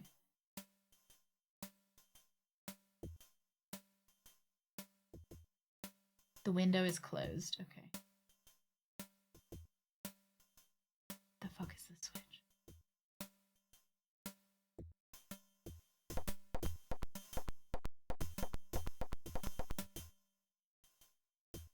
Okay, lovely. Right, let's... Time to peep. Oh my god, I get to peep on people! Oh my god, this is amazing.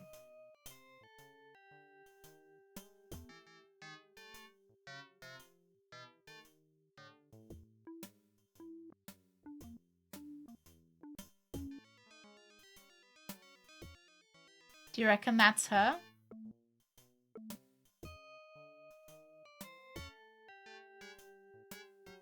Oh, that's a lady dancing. Game of the year.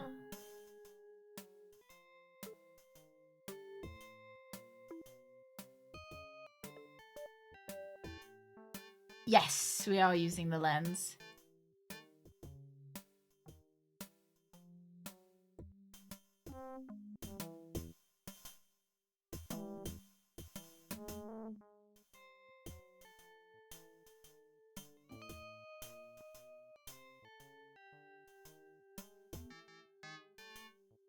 Yeah, I didn't know that I should take a picture of the affair.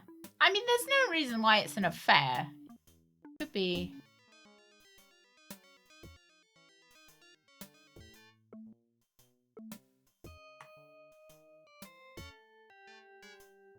I think it's got to be the lady dancing. But I don't know why this is like... Oh, shit. Press exit instead. Should I maybe... switch?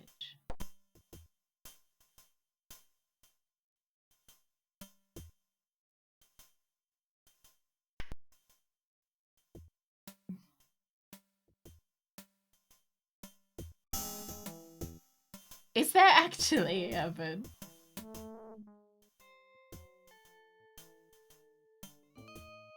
Peeping Tom FMV.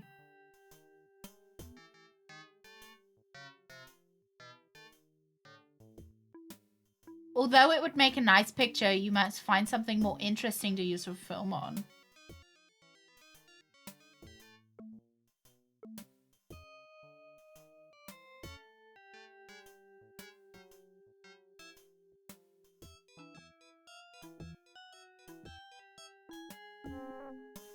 Yeah, is it a drug deal next door?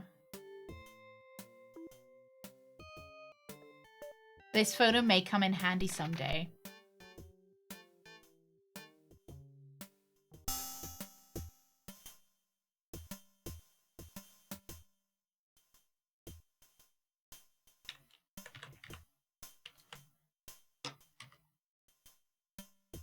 Okay, let's go. Oh, is it old? Let's go see her now. Yeah, like I don't I kind of agree with you, Giraffe. It didn't honestly look like she was dealing drugs. Tex Murphy, don't you have an office across from my apartment window? I do. It's 2, I think. You are the people. Worry about my SD card running out of space. Well, the thing was, I was using pre-used film as well. I don't feel like you can't just take pictures over old film. Okay, I was watching. Drugs. I will show you the drugs.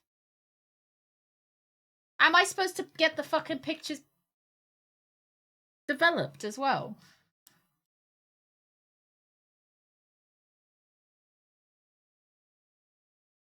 Exit view and get developed photos on the ground. Oh, fuck! There was photos on the ground? Oh my god, this is the worst. Oh my god, they're right there. Pick them up, Tex.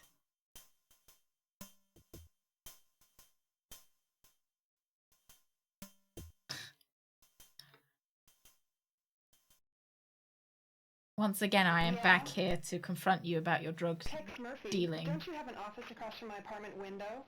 Okay.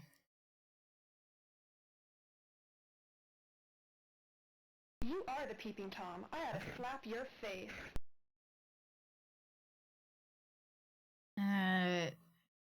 What does that mean? Yeah, I'm surprised he doesn't carry a Polaroid.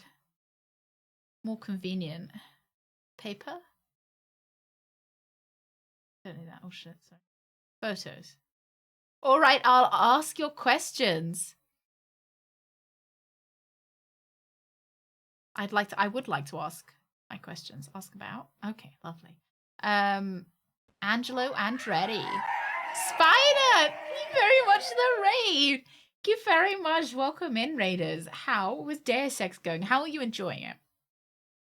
Thank you very much. Thank you, thank you. Stealthy, good morning. Mardo, good morning. Welcome in, Raiders. We are playing Tex Murphy. A lady has been kidnapped. We don't quite believe that she's been kidnapped. I'm on the fence. I think she's probably run away. Her dad's the richest person in the world. And he doesn't seem like a very good person. So it's possibly she's run away. And we've just blackmailed this lady.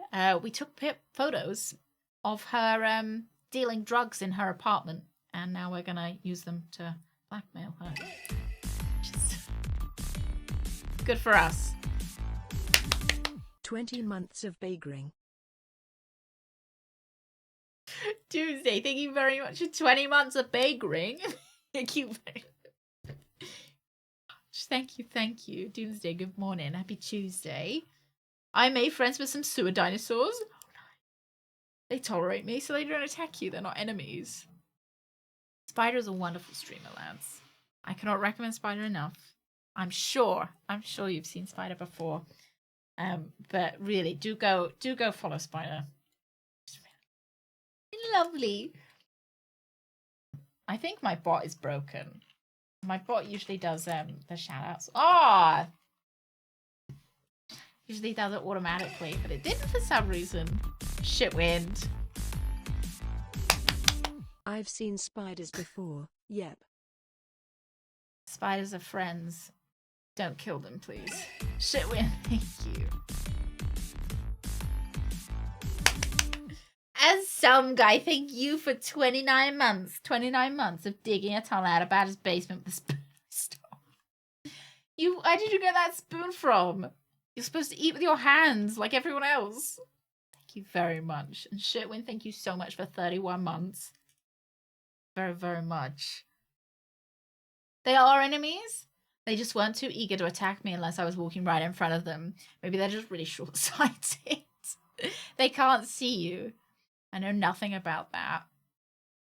Alexis's father is a very rich and powerful man, so she's friends with the lady who's been kidnapped.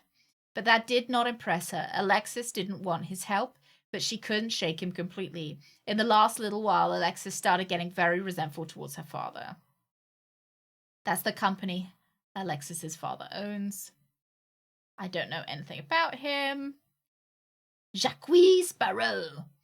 You'd like him, Murphy. He's a raunchy little man with a camera who likes to see women in compromising positions. He's a lot like you.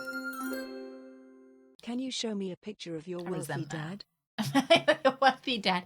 Do you think he's single? No, he's married. He's married. He's not single. Thank you very much. Want a Polaroid of wealthy dad? Alexis really hated that woman. They've got at each other all the time. That's her dad's wife. Not sure if that's her mom. Everybody knows about the shuttle. That's how you get to Mars. I know nothing about McMeldon. I'm a damn good model, but lately I've been partying too much. I got kind of strung out, and now it's starting to show. Alexis is a good kid. She's prettier than me, but I'm easier for the right guy, not you.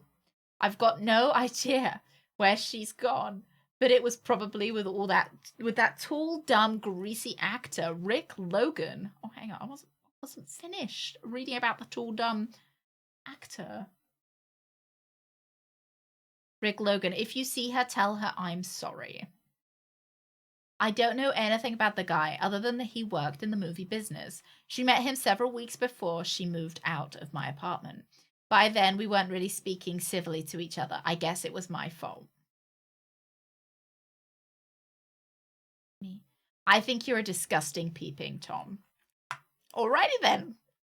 I'll see you later then. Thank you very much. Right, I suppose we probably want to go back to my office, ask about Rick Logan. Living it up in nightclubs. Oh, yeah. You know, last night, I went to bed at 9. Oh, absolutely living the life. Let's use my comlink. What's up? Sect, how are you doing today? Are you excited for Tex? I've checked resources. There's no information on that subject. Ooh. Okay. See you later. Yeah, 9 p.m. is pretty late for 76-year-olds. Not bad. It was difficult to stay awake. Shall we go to... I'm gonna go to Jacques again. Mon Dieu, what the hell are you doing here? I wonder if I can just ask him about stuff. Yeah. Rick Logan, you say he's an actor. Maybe Alexis met him. Thank you very much, Seg. Thank you so much. Thank you for gifting 5 subs to the community. Thank you very much. Samurai, Jackal, Granny, Dark, and Monty. To the weenies. Thank you very much, Seg. Thank you very much. Tonight I have to stay up until 10 p.m. in order to watch the football. Does the football finish at 10 or does it start at 10? You might have to stay up a lot longer. Thank you so much, Seg. Thank you very much. And welcome to the weenies. One who got one of those. I hope you like it. Looking forward to more Tex. Oh, so we've got a kidnapping at the moment. I think she's run away. I don't think it's a kidnapping. And the dad, so it's the daughter that's missing, and the dad has hired us. And the dad seems to be more interested in something that went missing along with her than her being kidnapped herself. I do not sleep until noon. I wake up at like 8 a.m. I wake up nice and early. She did have some work for Galactic Pictures. Okay. We have Galactic Pictures here. Galactic Pictures is a third-rate film company. They specialize in cheap exploitation thrillers. I did them some publicity. Did some publicity work for them. Alexis did some work there too.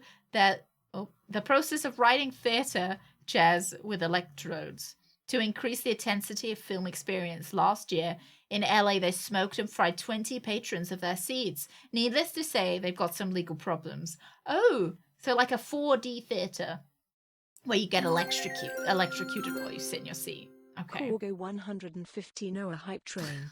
Time to spend my last bits. Thank you very much, Tom. Thank you very much. Thank you for 50 biddies. And Cozy, no, you have a wonderful Tuesday. I will see you tomorrow. Day. All right, let's leave. Let's go back to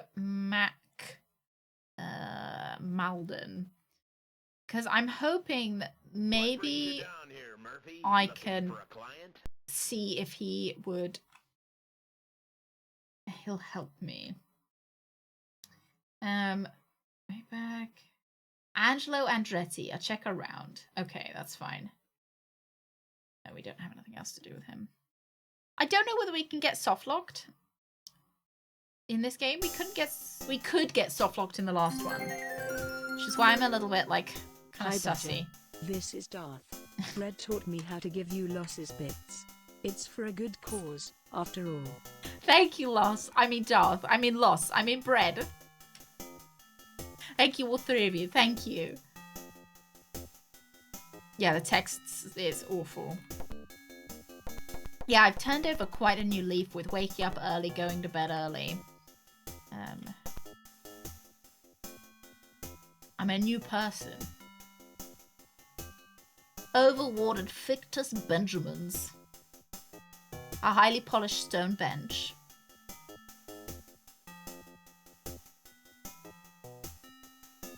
Entrance to the internationally famous 4-star restaurant Clements.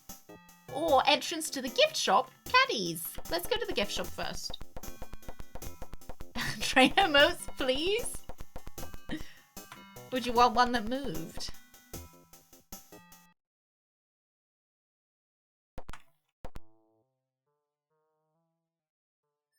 The lobby exit. You have absolutely no idea what this is. Ask our artist Doug Vandergrift. Sea Dragon sculpture by Lardo, $1,000 personal hygiene products.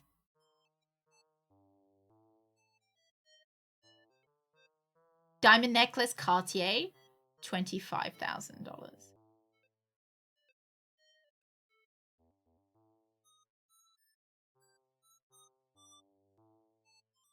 Various skin care products from World of Beauty, $20. Various colors of lipstick. None of them seem to be right for you. Various skin products. Skin products. A perfect rose. It's hard to find one that isn't, because nowadays they're all genetically engineered. Small crystal sculpture filled with a powerful fragrance.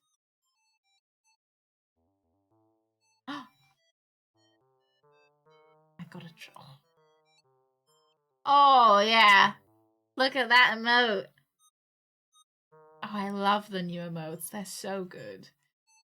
I like this one because I am number one. So glad I got that one.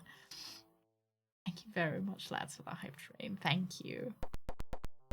What was I looking at just a second ago? I got distracted. I saw something was hypoallergenic. Ophthalmologist tested eyeshadow, $3. Box of Bonnie Bell paint scents, $29.95. L'Air Eau de Temps bath and shower gel at $9.95. Didn't get any rooks. They were like, no. You've got too many. No more emotes for you.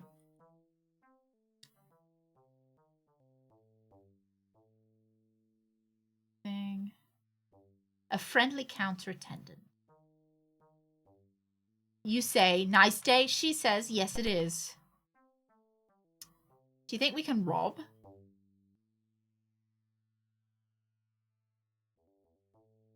There's a more suitable gift.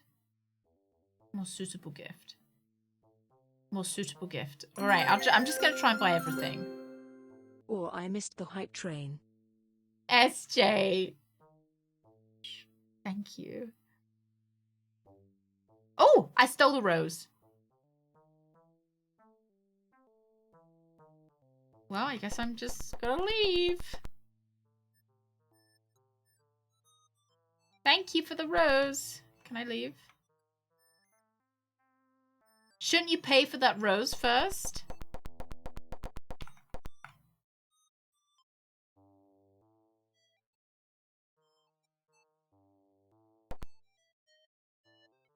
We don't take trades. Like, she is. Yeah, that was steely. That I was I hold up a gun to her and she's like, sorry, we don't take trades. That was brave. Thank you, and I hope she likes it. He is fast. I should hire her.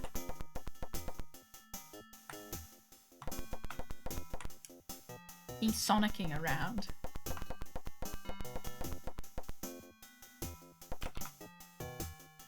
I don't know who we're giving this to, either. One of the most opulent and expensive restaurants on the West Coast, Clements is a stunning example of elegance. Four-legged leaded glass chandelier cast a warm light on the cherrywood Queen Anne style.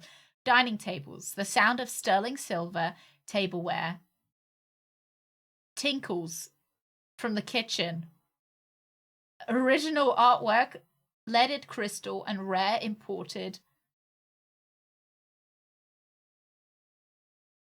women call out to me. Wine. That says wine. Call out to me. I hope they take a 2-part trek. I see Rhonda already seated at the corner table. She is reading the menu in an evening dress cut low enough to make it interesting. Okay. Hello, Tex. Like my outfit? Sure, doll face, but I've seen better. It does accentuate the positive. And your taste in clothes and restaurant is excellent, even if it is a little rich for my blood. I guess so. Say, did you see what that guy was eating? It looked like cat food. Now, would you mind answering some of my questions? Let's offer her the rose. Thank you, Tex. Was I not supposed to fucking offer her that rose? Was I supposed to keep... Was I supposed to use that or not? I don't think I was, lads. Oh, no. Oh, shit. We've got to reload.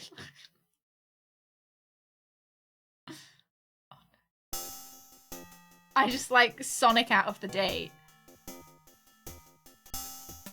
No, I don't want to load up drugs. Do I not have a different plaza? There we go.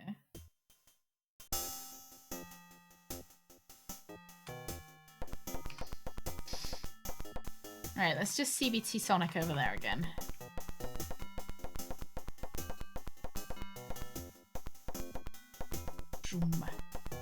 This is... When was this game brought out? Does anyone know? I know I should know. Isn't it like 1991? 1990? 1990?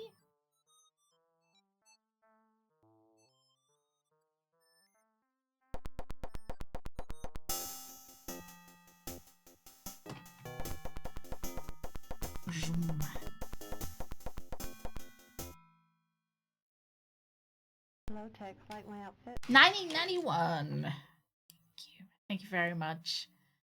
I feel like let's not... Tell me about yourself. yourself. Okay. I'm 30 years old and I spent a few years in college. I worked for the district attorney's office, but he thought I was insubordinate. I found myself out of a job and on my own. My life may seem like it would be exciting, but it's really quite lonely. I'm looking for someone to put a spark back into my humdrum existence. Okay, let's do that. Maybe you should change professions. Oh. Despite the drawbacks, I enjoy my work. Listen, if I want your advice, I'll ask for it. Am I making myself clear, dollface?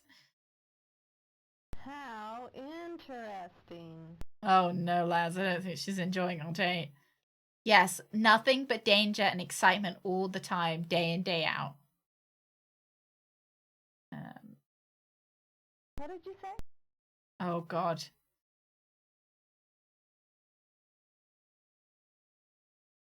Oh, I put her to sleep.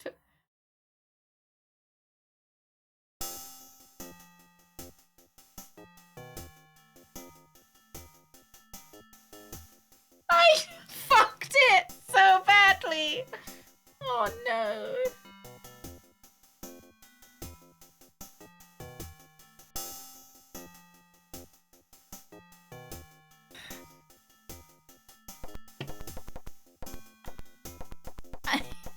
Got the negative riz.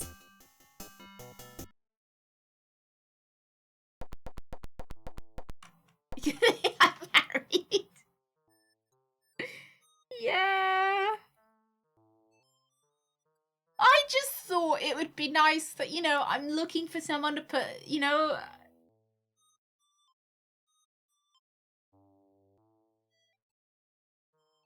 Maybe she wants, like, someone really exciting.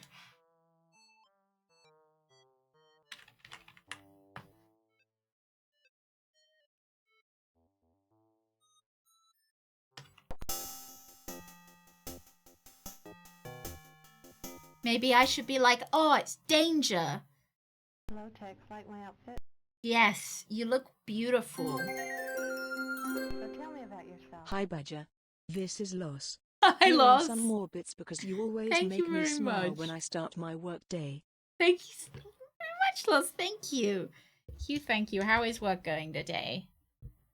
I enjoy a life of danger and excitement. How interesting. Oh, she didn't like that. What did you say?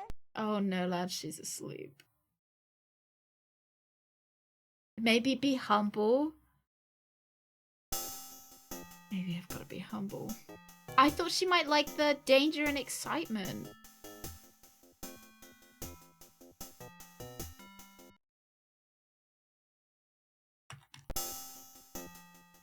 Maybe I need to be a bit mean. Maybe I do need to be. Hello, Tex. Like my outfit? I can't just call her doll face. I'm gonna go for 2 again. Cheer 100, So tell me dang about it. yourself. My spoon broke. Some guy, thank you very much. How deep did you get? I'm gonna say 1. My impression of a PI is a greasy little man peeking in keyholes. Give me a call sometime. I wouldn't mind taking a peek in yours.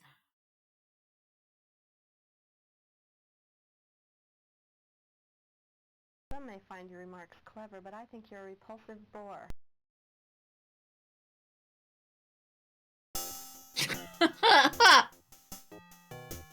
Oh no.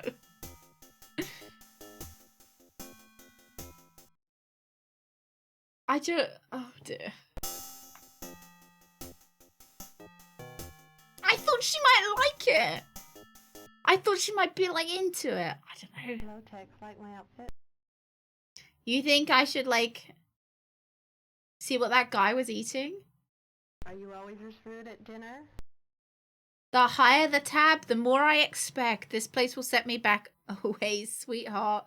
When I'm on a case, my clients expect results. You'll get a free dinner, but I want some information first. Why, you big jerk! Here, try the wine. It's my treat. Oh, I thought she was actually... Okay. She wasn't into that. Frass!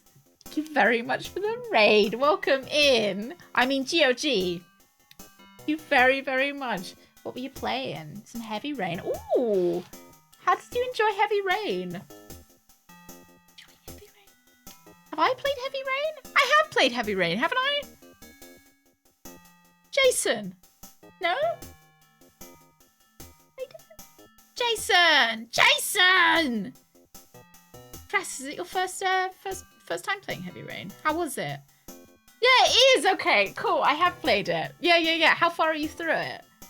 Hey, Lotus, welcome in. Veer, welcome in. Dab, welcome in. Strider, good morning. Good morning. Ah, you've played it before. So you know the, I have no business in that. I'll show you how to reload. I was absolutely fucking crushed when the twist happened. Crushed. Nice to go back to the memes. It's so funny. I mean, that little shit, like, wandering off. What did he think was gonna happen? I was so annoyed at him when he ran off. Like, I specifically told him not to. And then now I have to live with the guilt. Nah, I wasn't having it when I played it. Oh dear. Frass, thank you very much for the raid. And everybody who hasn't followed Frass. Is you still doing? Are we on the final month of Hitman? Yeah, you see what you get, kid? Like, just follow the rules and nothing bad happens. You know, that's why I was a stickler to the rules as a kid. If I don't, has it been going on a little bit longer than you expected? And do you know what you're going to be playing after Hitman? I'm sure I think I've asked you before, but it's ejected out of my brain. Yeah, how's Hitman going? Covered in heat rash at the moment, so I'm gonna go cover myself in cream. No, you have a wonderful time creaming yourself. I'll see you later. I'll see you later, Frass. Make sure you get it in the crevices, because otherwise... Ooh, commandos. Ooh. Well, you need to go commando if you've got heat rash. Hitman is the game that keeps on giving. It's just so... It's so big. I feel like you should play the new James Bond that the Hitman devs are going to be bringing out after Hitman, because it was a reason why the storyline of Hitman 3 I felt like it felt a little bit rushed at the end. Apparently it was because they got told to just get it done so that they could start making the James Bond game that the shareholders wanted them to make. But welcome in, Raiders. We're playing Tex Murphy. It is not a dating game, but we are on a date. A lady has been kidnapped. I think she's run away, but she is the daughter of the richest man alive. And we are currently out with his secretary at the moment, and we need her to give us some information. So we're trying to riz her, and it honestly has not been going super well. Yeah, it's not been going super well. All right, let's just try and be rude. Shall we just? Thanks. What do you think of the restaurant? Oh my God, she liked that. I'm a dinner and a beer kind of, diner and a beer kind of guy. Maybe it's time you change your style. Oh, she's liking it. My style might be more interesting than you think. Is that Rizzy? Like. Could be. I guess we'll see about that. Oh? Oh, lads, I think she likes me. Why shouldn't you? I've been around, sister, and I know when a woman likes her man on the rough side.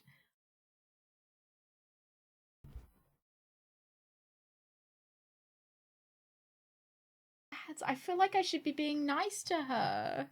I want to be nice.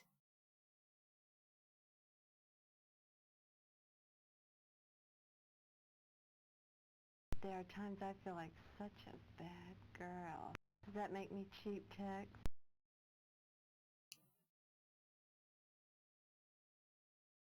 If I could seriously call her excellent value. Oh my God, I'm just going to call her excellent value? When do I give her the rose? Excellent value, like this rose I just bought?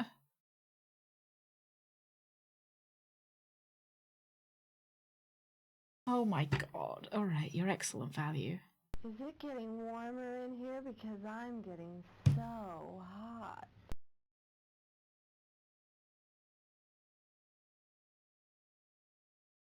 She like a product on discount. Do you want my rose? Should I give it to her? Or I'm gonna cheat to see when I'm supposed to be giving it to her. Where are we?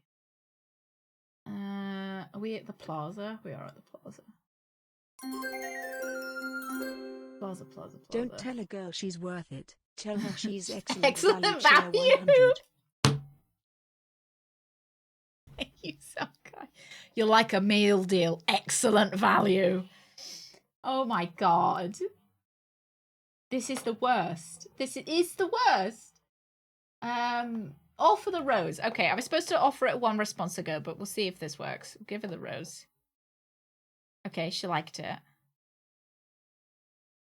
It's been hot in here since I saw you sitting at the table. Or do we have to eat? I can think of several things I'd be rather doing right now. I feel like we don't... No, we'll just... Oh, Tex. After dinner, come up to my room for dessert.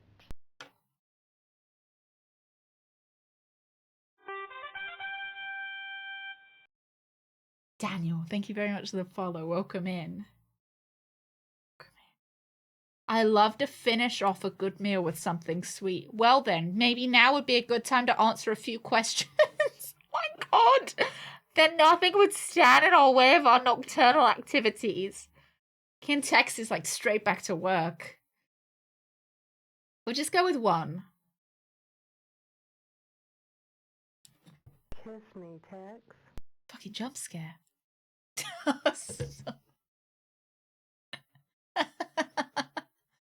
Oh, nude lady! Later that evening. Lads, close your eyes.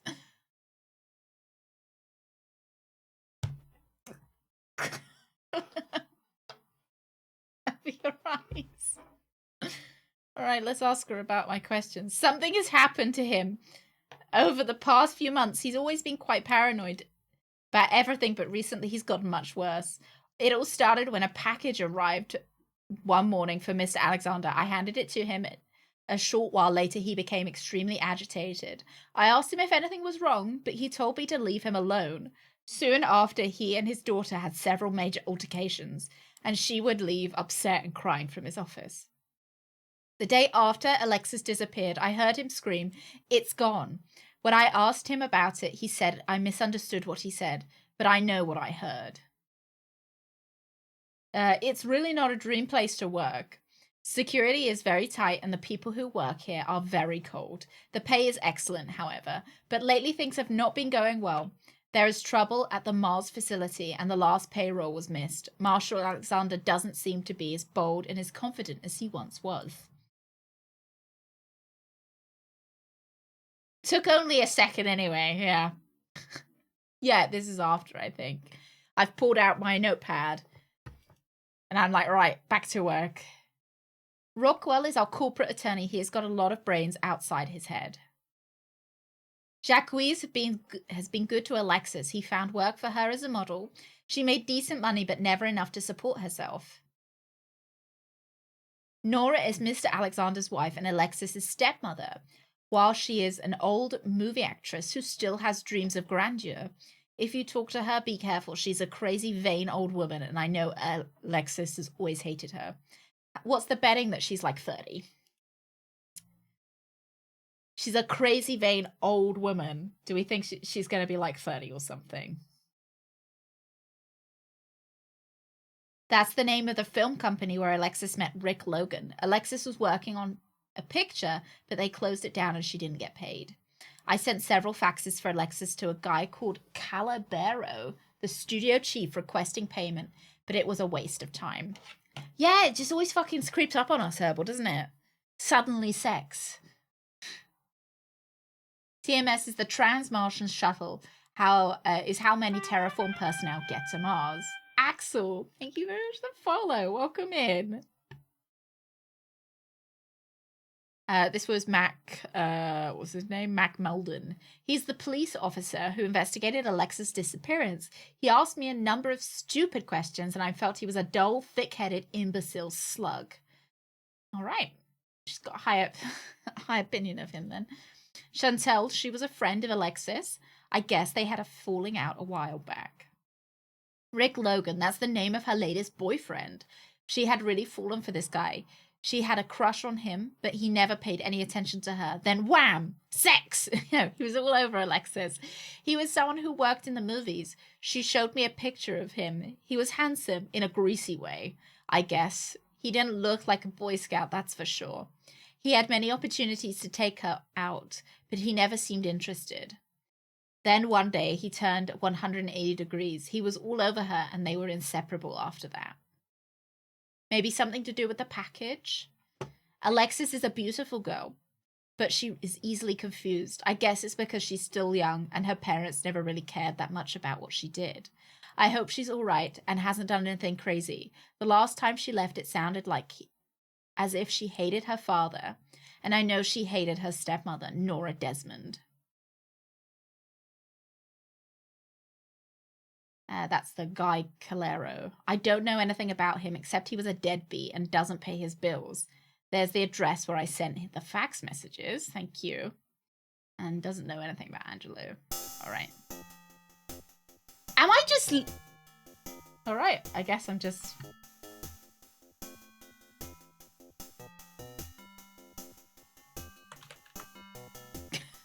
guess I'm just fucking leaving then. See, we're interviewing a witness, yeah. We had to perform a search first, obviously. Where's the notepad? So I don't think I actually need a notepad for this game. I don't think. I do have one that I was writing some bits down, but it made the game a little bit difficult to tab in and out of, so. I'm gonna look up the guy. Guy Calabero. I've checked out and there's no information on him. Should we go to him now? Let's go to him first. Yeah, we've been to everyone except Nora.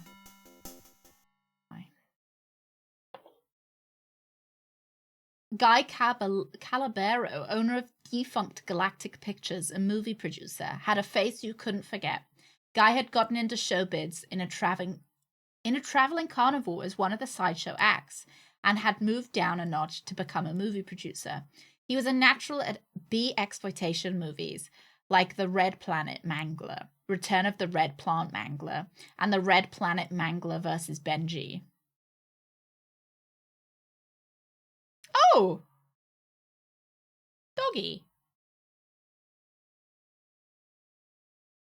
Kind of reminds me of, Full Metal Alchemist. What can I do for you? Oh, he's friendly at least.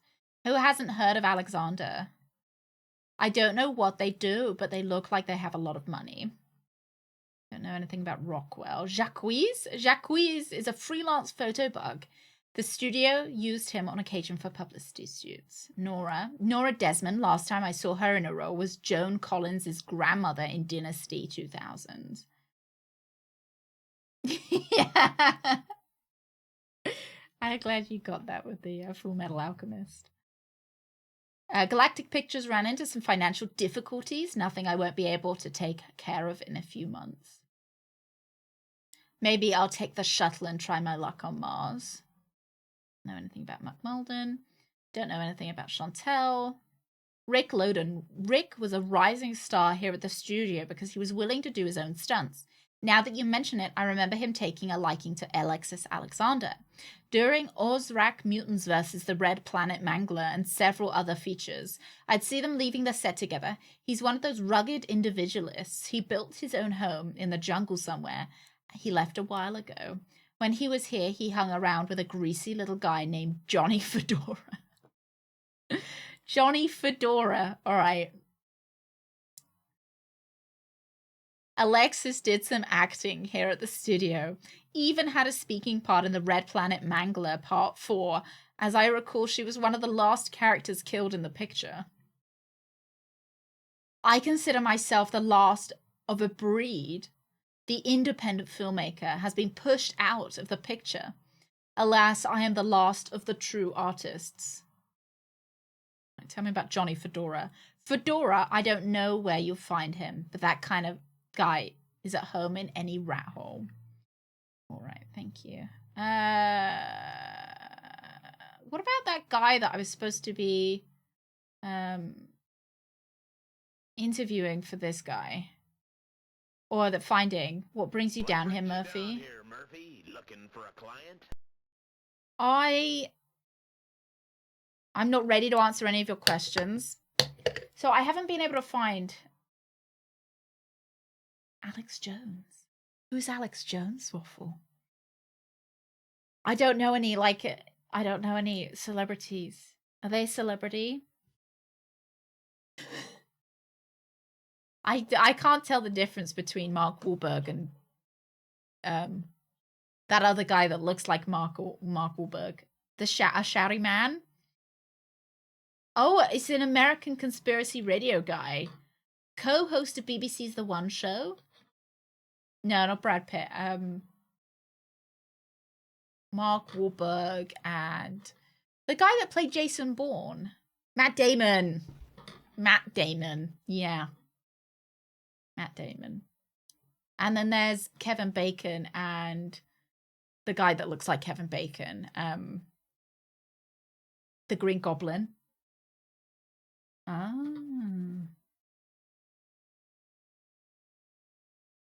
Okay. Oh, Jones.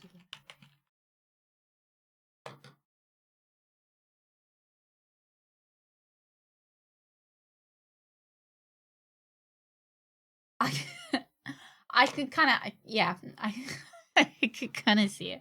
I think it's the cheeks. I think it's the cheeks that make them look. Yeah, William Dafoe. Yeah. Yeah, that's him. Exactly the same as Kevin Bacon. Right.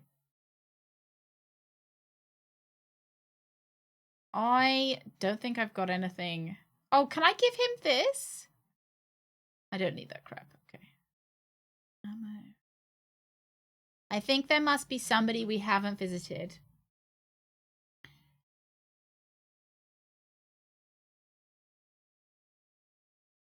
Not Daniel Defoe.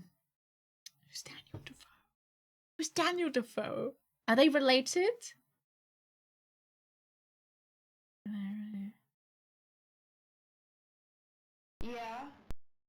ask about? Tex Don't you? Murphy, don't you have an Oh office dear. across from my apartment window? I just want to ask you about some stuff. Thank you. Who was it that I was supposed to be finding out for this guy?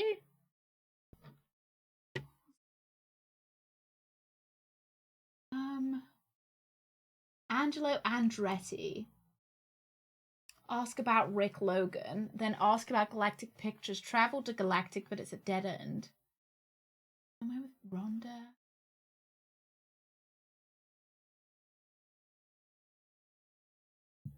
Ask about Marshall. I ask about Angelo Andretti, but it wouldn't let me ask about. Like, I don't have him as an option anymore. Maybe I've got to... Okay, let's... I don't anymore. Let's go ask him again and see whether we can get the name. What brings you down here, Murphy? Looking for a client? And Christopher Walken. Who's Christopher? Has he been in anything else I might have seen? Let's cheat a little bit. Otherwise, we're just going to be going around in circles, I think. Oh, there we go. Right, let's see whether we can get him to give us the answer again. Still in a work meeting, but I'm here for the Suzu pictures. Oh, yes, she's there. Thank you very much, Loss. I hope your meeting is going okay. 22112. I know I'm going soft in the head from talking to you, Murphy. What do you want? 112. Jam it. We're too busy. If I don't get there we go. the Andretti case, I'll be out of a job.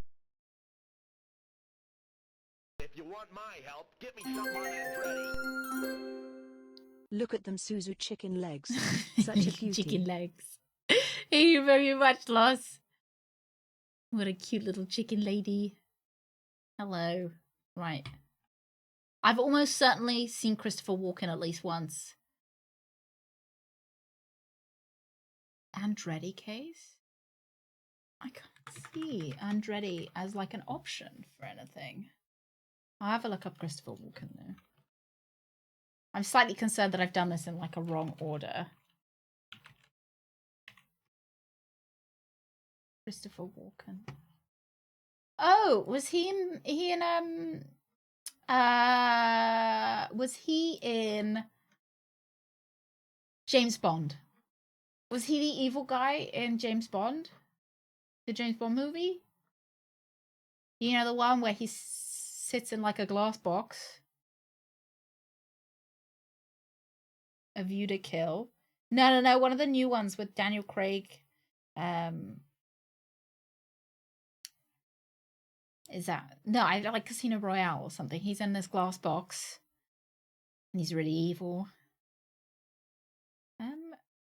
So I can't tell if I've got a bit of a bug here. So we need to find out about Andretti.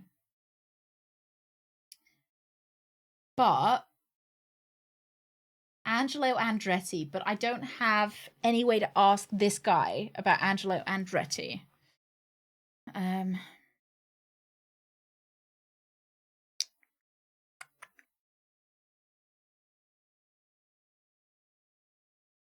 Because he's gonna give me something.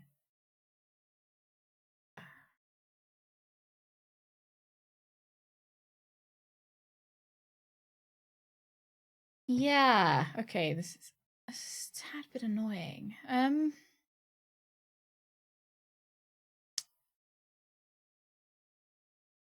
Don't know if it's a bug or maybe go back to my office.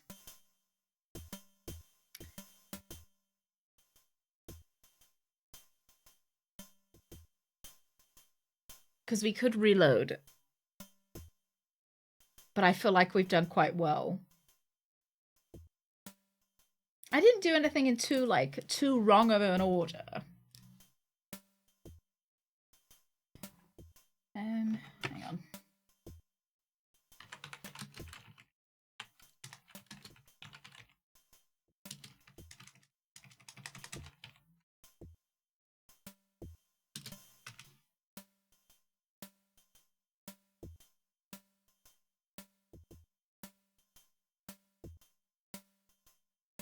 bug, I guess. Blaming the rose giving.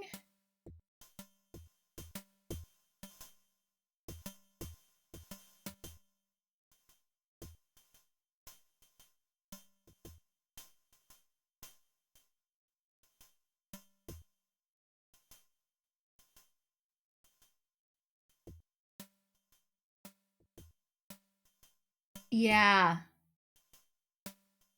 You can't continue without finding out about Angelo Andretti. Ew. It is a bug. That's a bit annoying. Right. Let's just save at bug.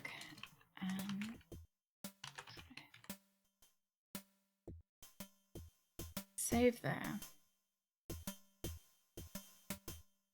And we'll load at...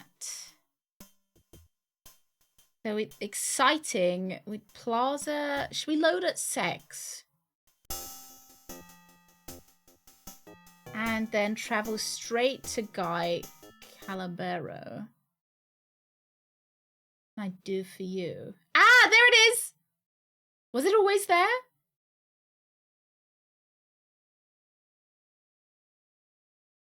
I'm sure it wasn't. I checked so many times. I can't have just missed it. All right. Andretti is one of our senators. I don't like to get much into the political scene, although I do occasional political film. I have a piece of film of him. You can have it. Maybe you'll find it useful. All right. Now let's go down and ask him all of the things. Who hasn't heard of Alexander? I'm keeping my peepers on it to see whether it disappears. I don't know what they do. Know anything about that? So I'm starting to think maybe I imagined it not being there. Maybe not.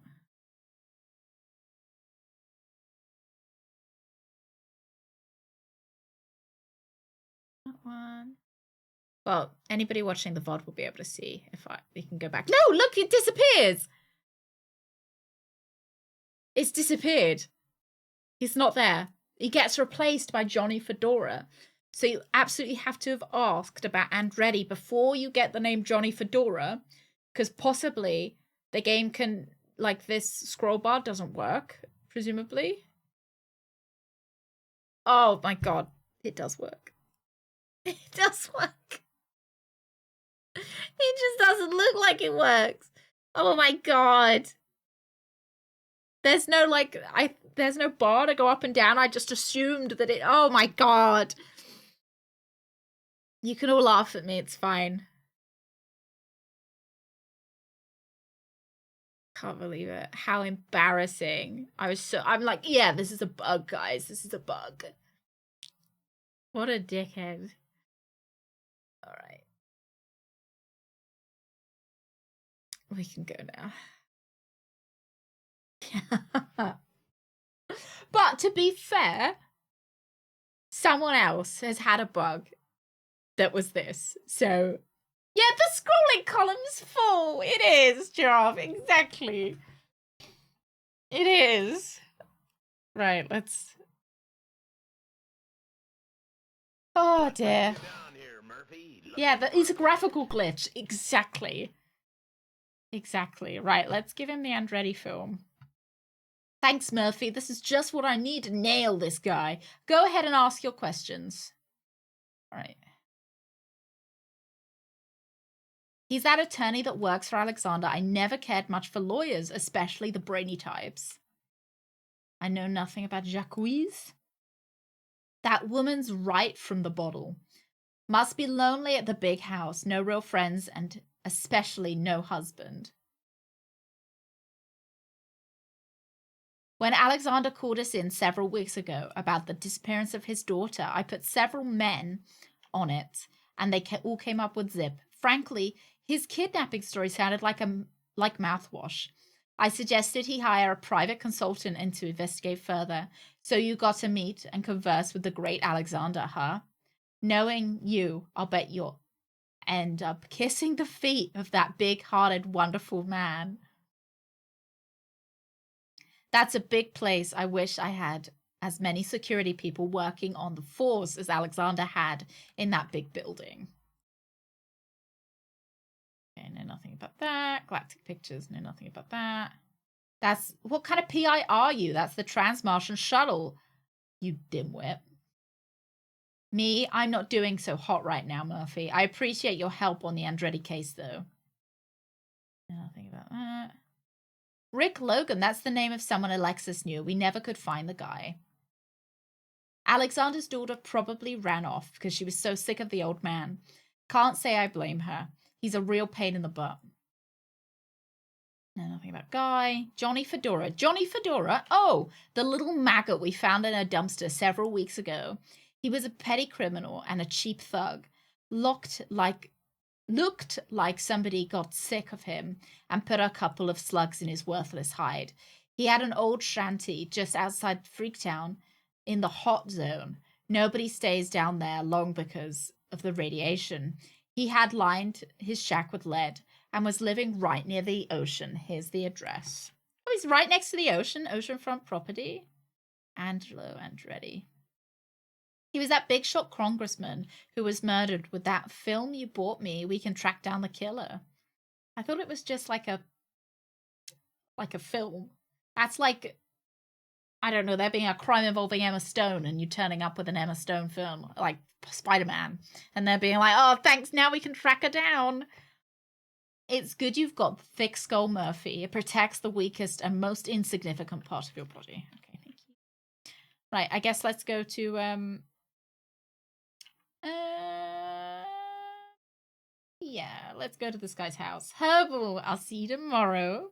Have a good Wednesday. Oh, this isn't where I wanted to be. Can I ask you about Johnny Fedora? Don't know anything about Johnny. Hang on. Alexis is home. Johnny Fedora. Johnny Fedora.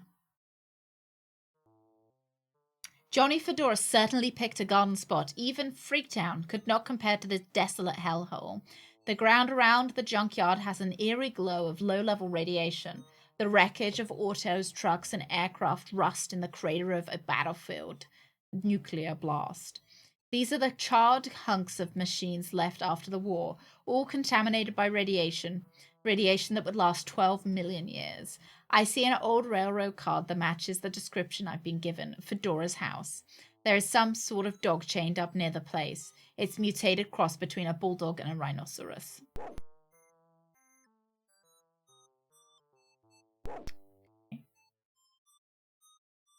A 1970 Volkswagen Bug sits decomposing near the Boxer. A mangy, oversized but underfed orange alley cat. A dilapidated Union Pacific boxcar. The corrugated metal shed door. The old rotting Goodyear truck tire. Twisted pile of wood, metal, and garbage. Metal step with the word welcome engraved on it. Okay. Oh. A pool of slime made worse by recent rainfall. It's locked from the inside. I'm hoping I don't have to feed the cat.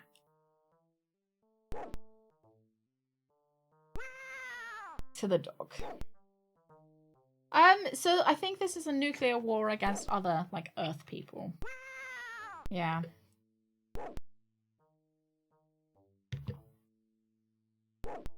Yeah, I'm concerned I'm gonna have to feed the cat to the dog. More than anything. Maybe the dog is gonna be nice. Maybe I just talk to the dog.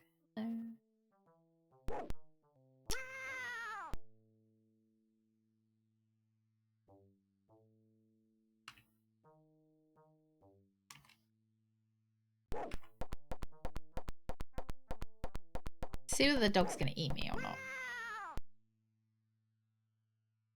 The dog's pretty hungry, and it won't take him long to finish, so sit back and enjoy it. Lovely. All right.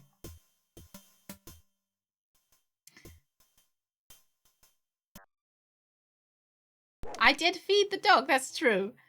Do I oh no.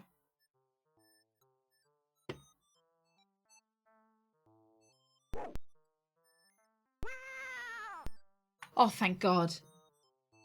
I thought that was gonna be the solution. Bribe him with Thought cash. I'd only subbed for 29 months, but Pixels. the 30th month was off the bottom of the list, hidden by the non-functioning scroll bar. Thank you, Pixels. Thank you very much for 30 months. Oh dear. Why is Tex immune to radiation damage? Or do we not know? Okay. Maybe if we could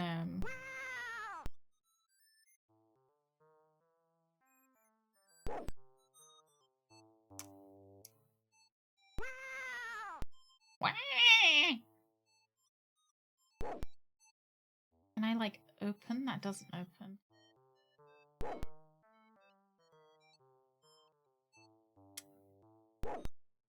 Move the 2T. What up, nerdzo slash? For 29 months. Thank you very much, 2T. Cute. You're chasing down Pixels. Very, very much. Thank you. He shares the radiation resistant trait with a lot of the other people he meets who tend to be middle class or upper class in society. Oh. The trench coats. Oh, bitten by a spider. That makes sense.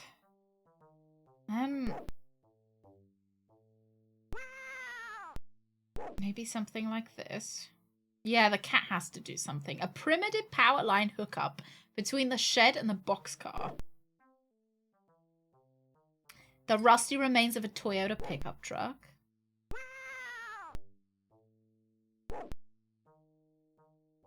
Pile of wood, metal, and garbage.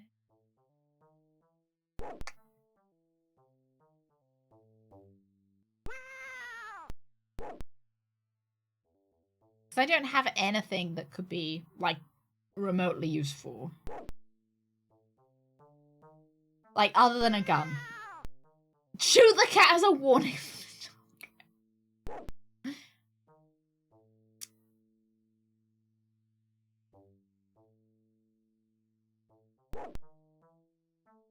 Okay, thank God. It's not the gun.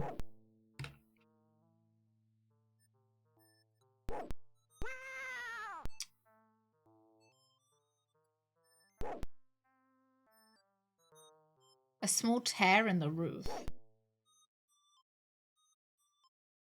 Maybe we've got to climb up this wire, but I don't know how to climb up it. A blood-colored glowing radioactive ooze sits bubbling near the shack.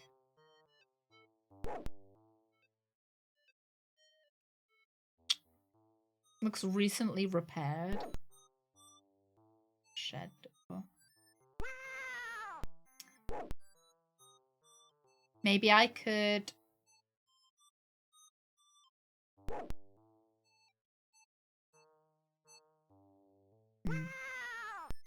Wonder if I could burst the tire, maybe.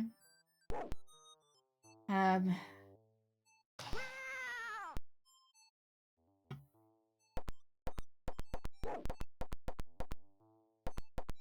if I can go around.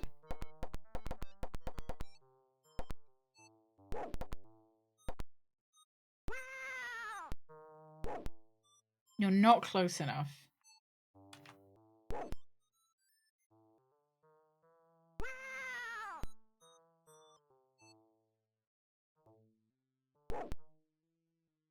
So this was because of the 1991 thermonuclear war, I think it said. I think there had been a war in the previous one.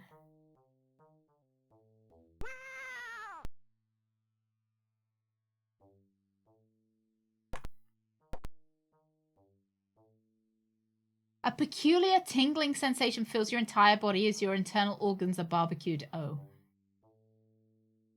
Ooh. You fade away glowing like a light bulb. Alright. The dog.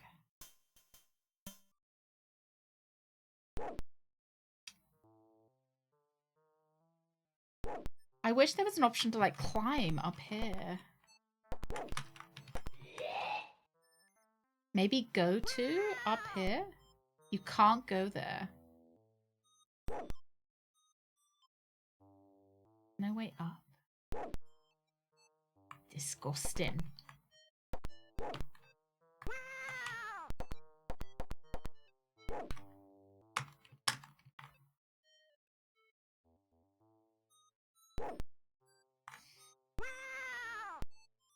Alright, I'm peeping. I'm peeping. Give me my cursor. Yeah, there's no option to climb or anything. Where are we? Johnny Fedora. It's a dump. Hole in the roof of the boxcar. Okay. I walk to the right. Okay. Open shack, get ladder. But what do you do with the dog?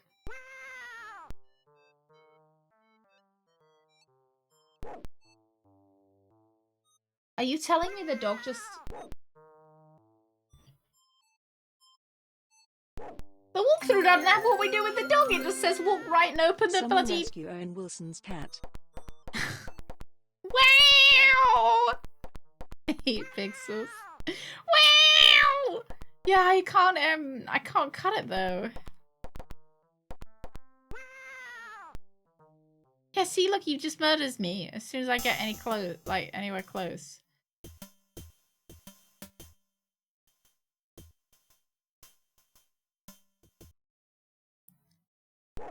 Maybe I can, like... Maybe he can't reach me if I go here. Oh, yeah. Okay.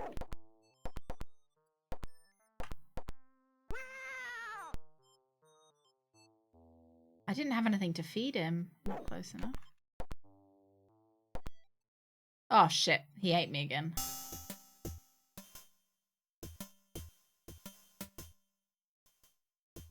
Did look like cat food, but I'm not allowed back in the restaurant again. After sex, I'm not allowed back in. Wow! Alright, let's go this way. Try this again. Wow! Oh!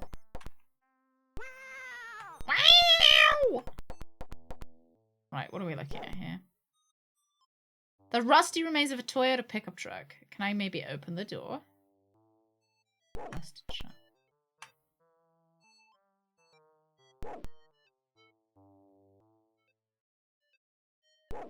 Well, I will admit, this still isn't the most helpful. Oh, is there still more to scroll? Oh!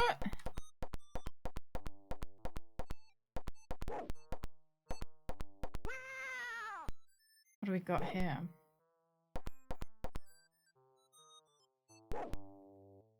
It looks like an old container of Meadow Gold tub butter that's liquefied into a slippery, viscous lubricant.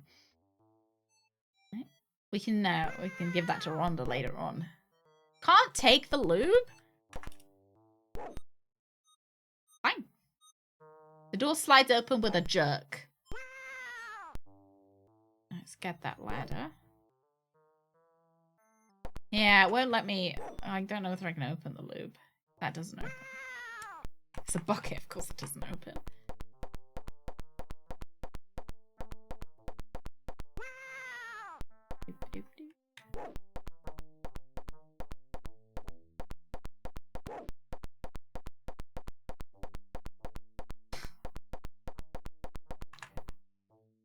Ah, oh, I remember what we're doing. Use ladder.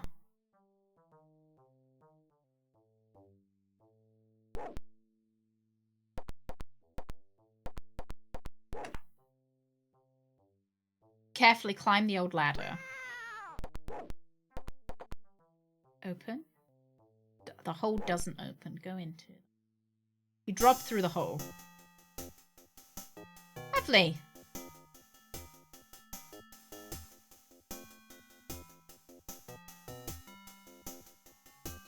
It's nice now the cats are cat's not making a noise anymore.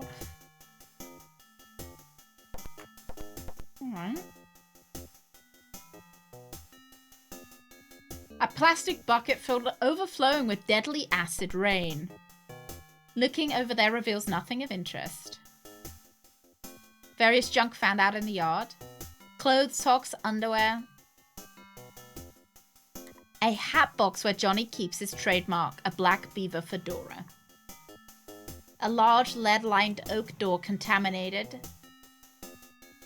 Leads to the radiation-contaminated junkyard.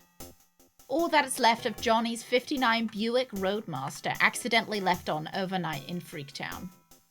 A dirty foam rubber pillow greasy with hair pomade. An ancient iron bed frame sits rusting near the corner.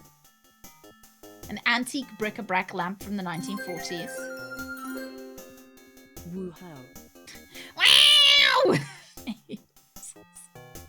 Hopefully the door could be open from the inside. Yeah, we didn't... It would have been nice if we'd taken the ladder with us.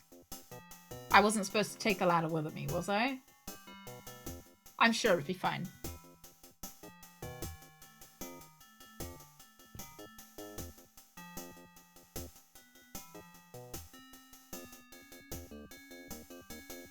I might...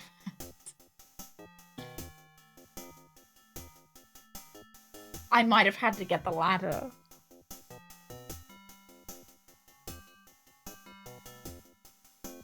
No, I'm sure it's fine.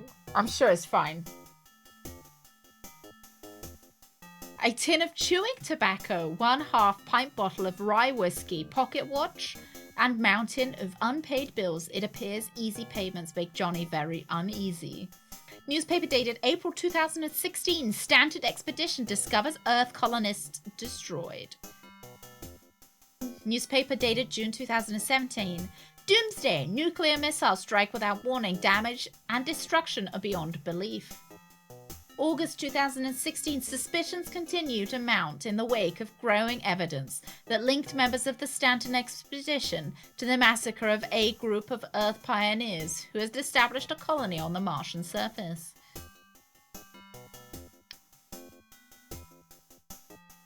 Newspaper dated July 2018. With the Pacific Northwest rainforests completely destroyed by nuclear fallout, Bigfoot were discovered to be just a large hairy man living in the woods.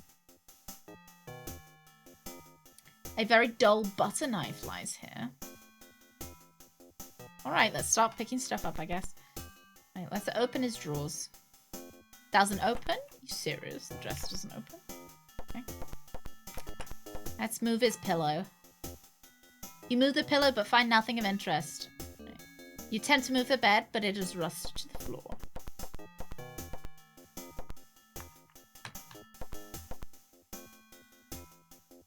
Can I put his pillow back? You toss the pillow. There's only dust below them.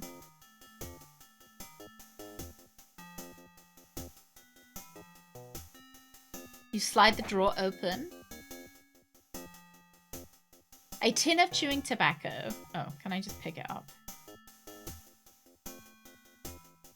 Can't take that. What's that? A can of Dr. Mike's deluxe cat food. You take the cat food.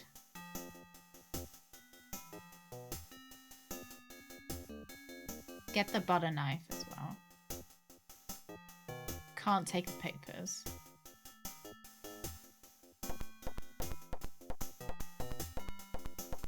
Move the acid bucket, you think? Why move the bucket? You'll just spill more acid rain.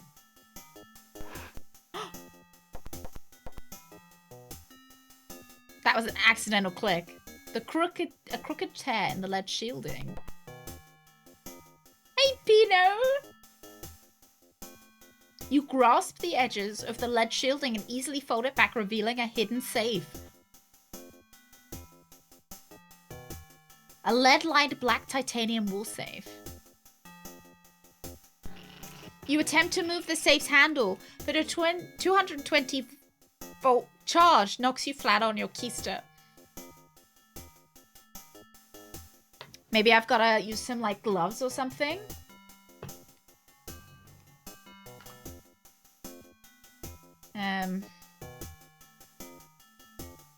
Sticky a butter knife on it wouldn't work. What do we got? Cat food. Cat food isn't gonna stop like a good detective wear. I think you've got a tab hiding my face right now. I would not even.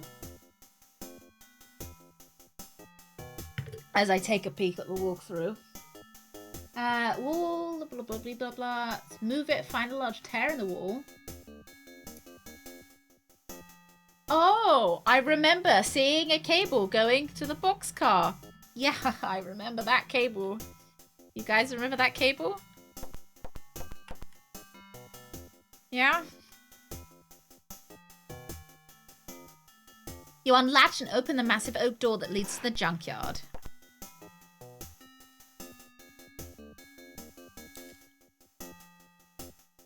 Yeah, just radiation.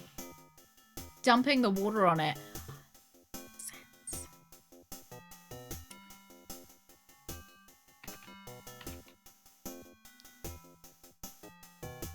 Right, let's go out. Let's see if we can do something with the cat food. Do we lure the cat down? And then the dog will chase the cat, snapping.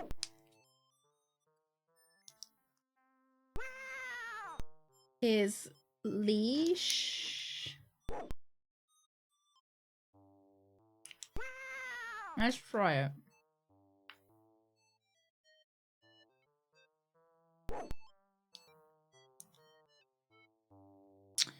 Right, let's go up the ladder then. Let's use the cat food on the cat. Oopsie daisy. You open the can with a knife. As soon as the cat nears you, you casually toss the open can off the roof. The cat leaps down and follows it. Oh, it worked! God, I'm so clever!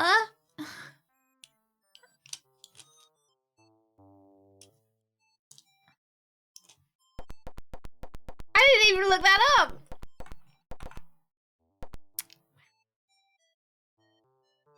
Good detective.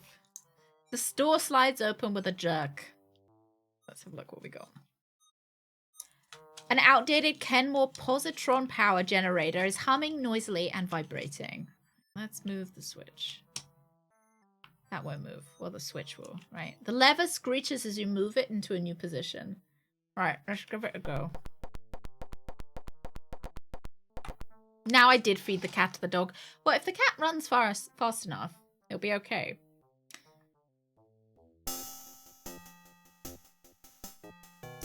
Let's see whether we can open it now. You move the safe handle and with a satisfying click, the door swings open. Oh, look, they made a misspelling. Let's have a look. $500 in cash, a map detailing the coordinates of Rick Logan's jungle hideaway, bottle of Glenfiddich scotch, the good stuff, various personal papers, and girly Polaroids. Marshal Alexander. Alexander's been murdered. The police will meet you there. No way! The old guy? Mr. Alexander was found in the rail yard. The police are already there. Sergeant said the favor he owed you will now be paid in full.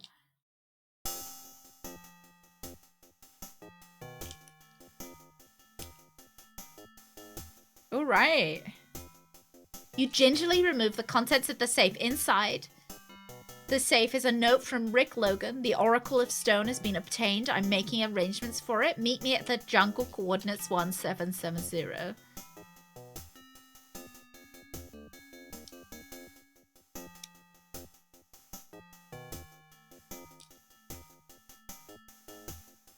I think it's empty now. I did take the girly pictures, but I can't look at them.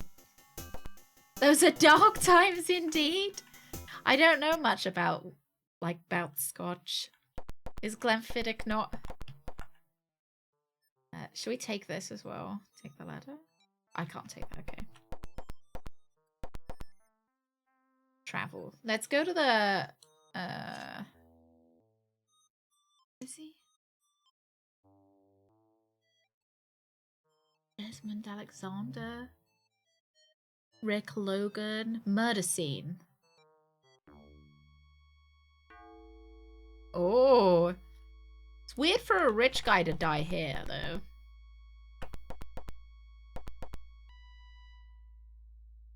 A rusty, oversized flying Dodge Daytona hovers nearby. A fire has been burning in this pile of old Michelin tires for months. The once mighty Zephyr Wind passenger train lies abandoned, now home for junkies and perverts, fiends and late-night TV lawyers. Fred, you'll be going on this soon. Not saying you're any of those things that we just listed. You're going to be going on a train soon. A corroded metal bucket sits askew on the ground. Scattered junk lies parallel to the tracks. It's not what I meant, Harmer! I'm just train. San Francisco Chronicle photographer Scoop Michel was documenting his 923rd murder. San Francisco Police Captain Mac Malden sniffs out the scene. An off-white blanket provided by the city coroner, and a dark red blood has been found spurted over a 4-foot wide area. Alright, let's pick up. Or maybe move the bucket. You toss the bucket aside. A bloody razor, sharp boning knife, made of Martian chromium. Maybe the police lab could run it for clues. I don't want to touch it. I don't want to touch it. Because, like, you know, don't. This. That one of your favorite words, Pixels. Yeah, it looks pretty red to me. A key ring with the ID letters MA lies partially obscured in the ground. Marshall Alexander, right? It is now. Should we talk to them first, or should we... I feel like I should... Alright, I'm gonna pick the stuff up.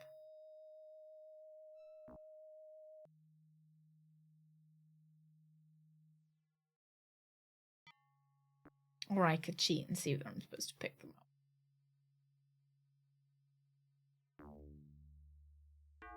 Where am I? Yeah, pick them up. I'm really paranoid of being soft-locked. You can't take that? Can I not take the dagger, please? I don't want to take the fucking blood. I want to take the... You carefully take the dagger. Maybe the police could run it for clues. Okay, cool. You pick up the keys. Who should we talk to first? I guess our friend. Malden goes over the facts. Coroner figures Alexander was iced around 3 a.m. A grisly scene. Alexander's throat was slashed with Jose Cuervo's bottle. The worm was still in it. Even stranger, Alexander's ears were gone. Is that like... That sounds like tequila. Jose. Is it tequila? Is it a tequila brand? Someone had surgically removed the stiff flaps from his body. Weird. Why would anybody want to do something so bizarre? Why was Alexander Marshall in the train yard alone at 3 a.m.? Where was his usual security? What was going on? Unless that isn't really him. If you find any clues, get them to me and I'll run them through the lab. I'll let you know the results. I'll use the dagger. You offer the dagger to Mac Malden. I'll check it out and fax you the results. Do I want to give him the keys? Because I feel like we probably don't want to give him the keys. I think I want to use them to unlock stuff.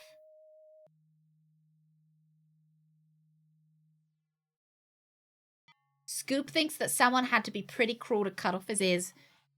He was ugly enough before he was mutilated. Yeah, only after I've looted his apartment. Exactly. Alright, let's save.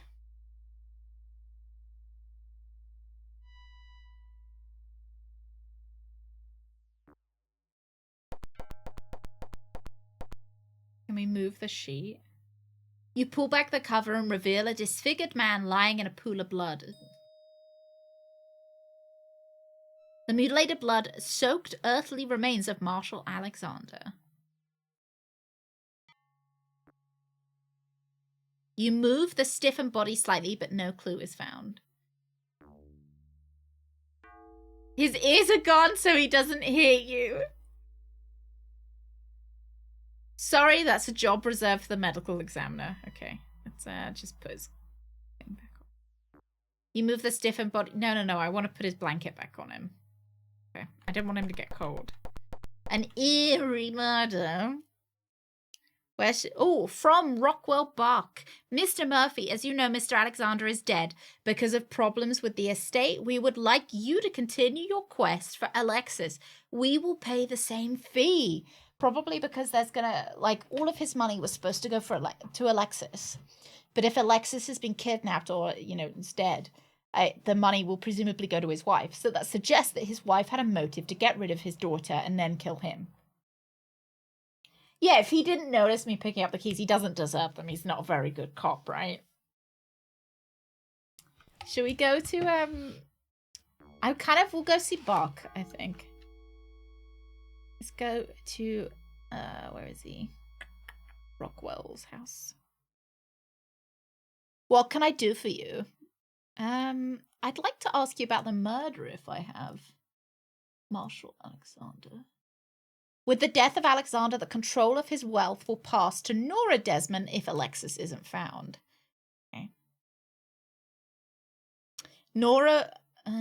okay, no, I don't think he's got anything exciting to say to us anymore. Alexis Alexander... We haven't asked him about Johnny Fedora, but I don't think he's going to know anything. Oracle Stone. I don't know anything about that. All right. I don't know what Oracle Stone is either.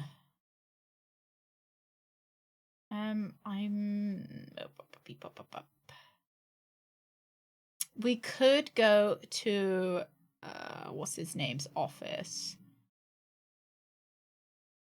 Alexis's home. Tex's office. Terraform. Let's go to his office and see whether the key unlocks anything. Oh, it's empty. That's what I like to see.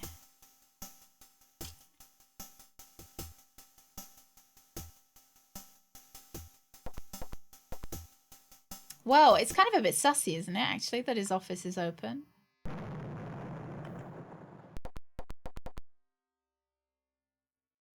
A huge cherrywood desk throws an eerie shadow across the office floor. Life support monitors are built into the desk.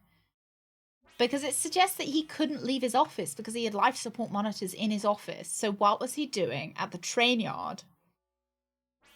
Hey, Stephen! Good morning. Let's move some of this stuff. Try to suppress that urge to redecorate. Oh, there we go.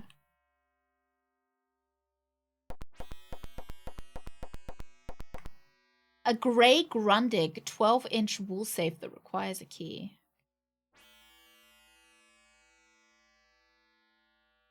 The safe comes open as the key is turned. A special funds checkbook with record of payments totaling $250,000 to Lawrence Barkley. A note from Ferris Collett on employee dissatisfaction. Collett is the power plant manager on Mars. That won't move. Just look at it. It's all the information you need.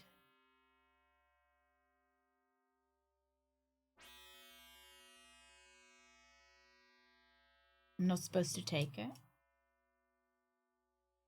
Okay. Shall we see if we can open the other one? Wouldn't be good idea at this time.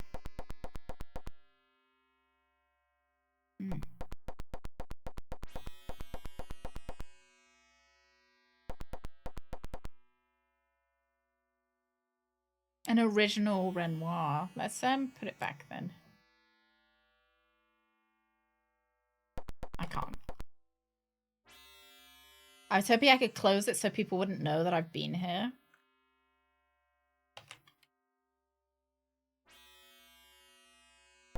You reckon that's it? I reckon that's probably it.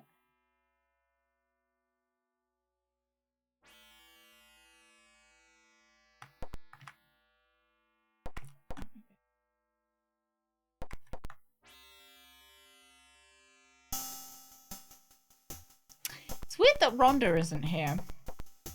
Should we try the toilets again and see whether she's just using them? No, she's not. Okay. Shouldn't imagine she'd be very happy to see me if she was, though. Alright, where would we like to go? We've got some options. We still haven't gone to see this guy's wife. I kind of want to go see his wife. But I feel like it's possibly not the most important thing right now.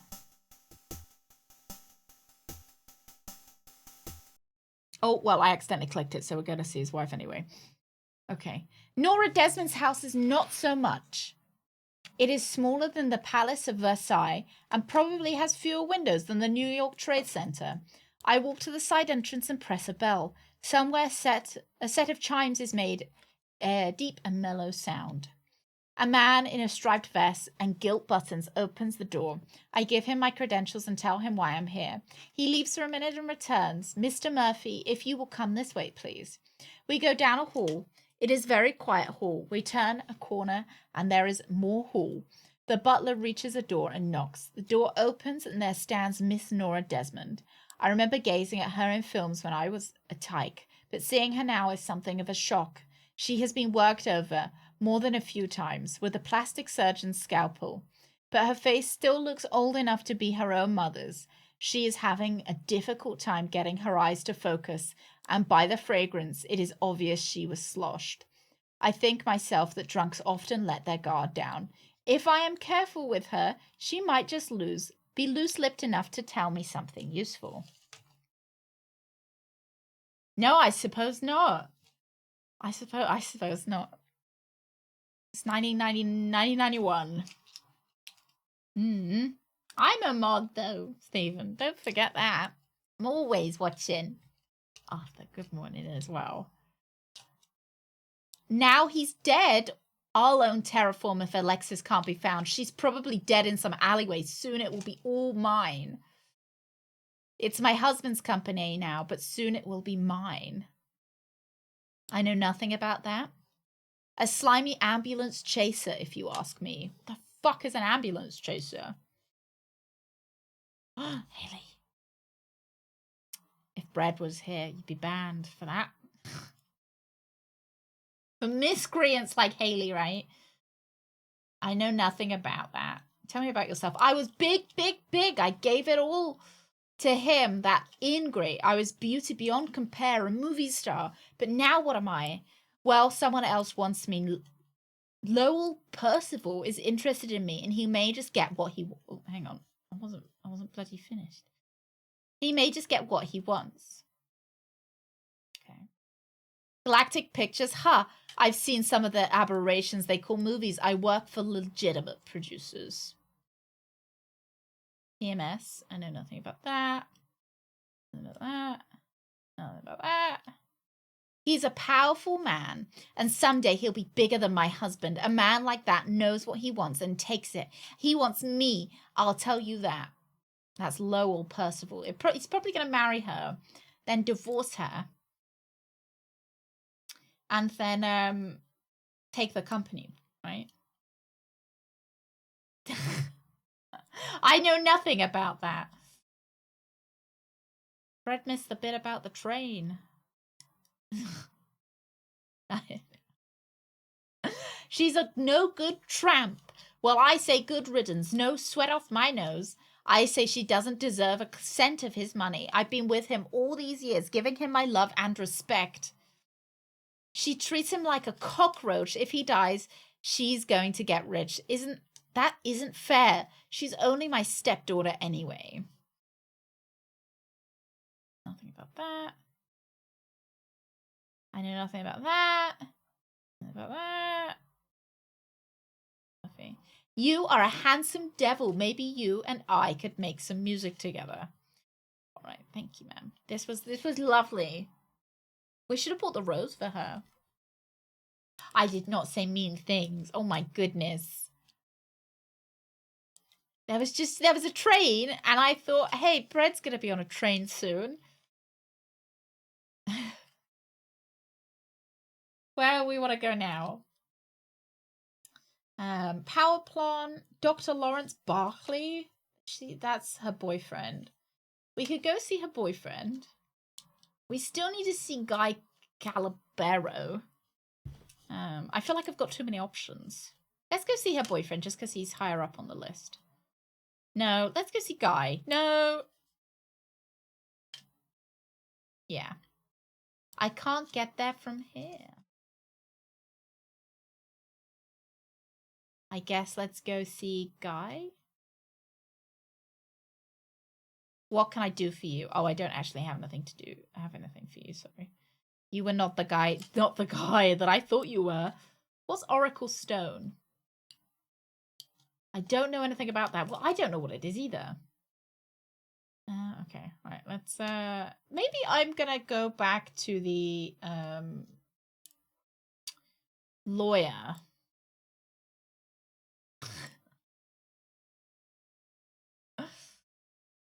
And ask you about this.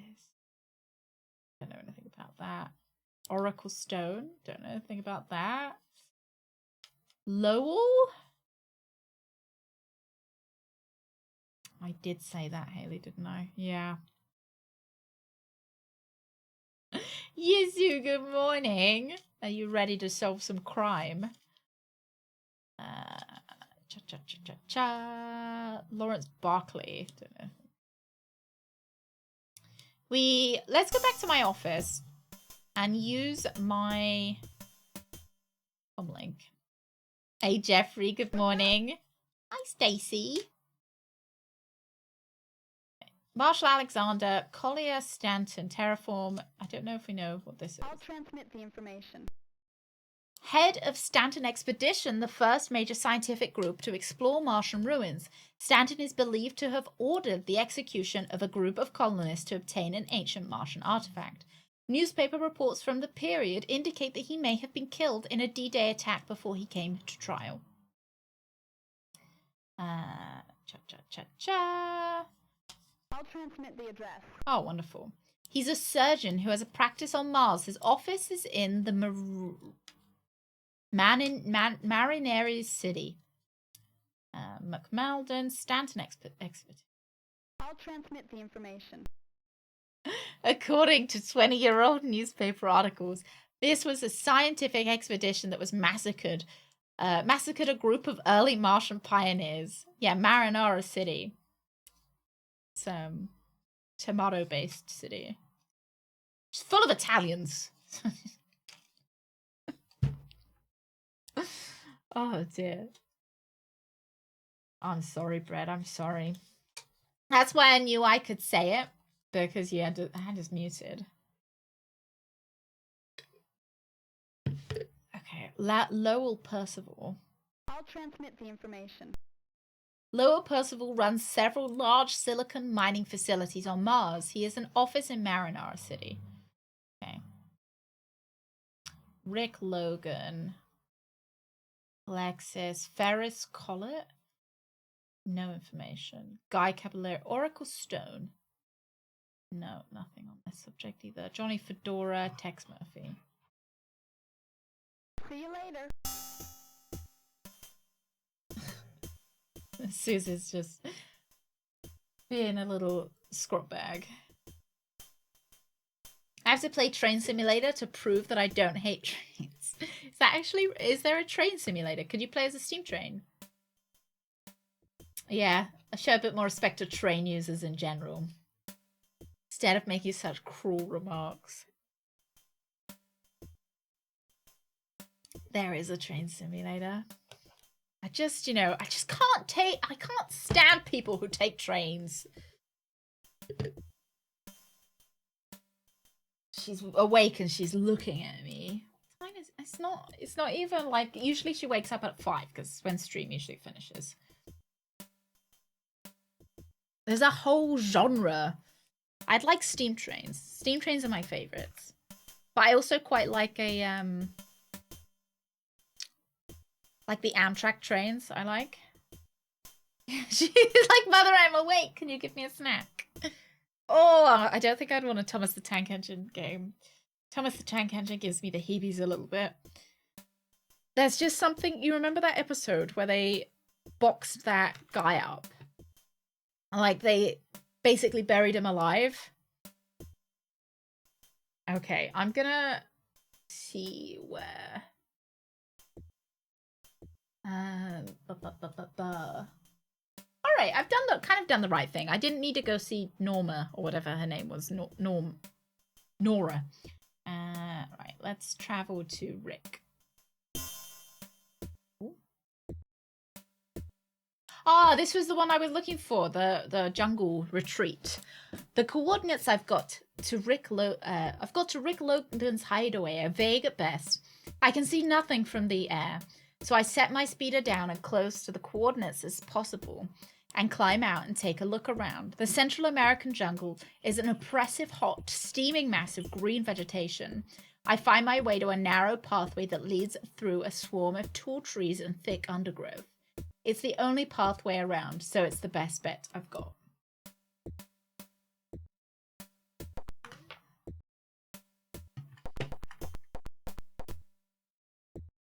The dense, lush tropical rainforest will soon be bulldozed for a Kmart.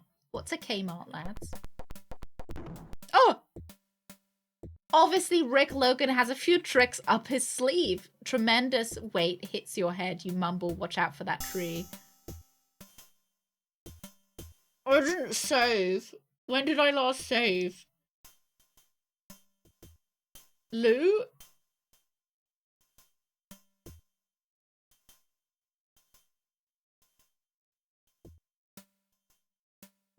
Maybe safe? Yeah, okay. We'll double check we've looked at this. And then we're going to move... We didn't save after we'd spoken to Nora. Maybe we'll skip Nora just because the walkthrough doesn't say I should go to Nora next. But, you know, look, it's my game, not the walkthrough's game. I want to go speak to Nora again. Maybe use numbers as safe file names. I think so. Because they're too vague now. Let's go to Nora's.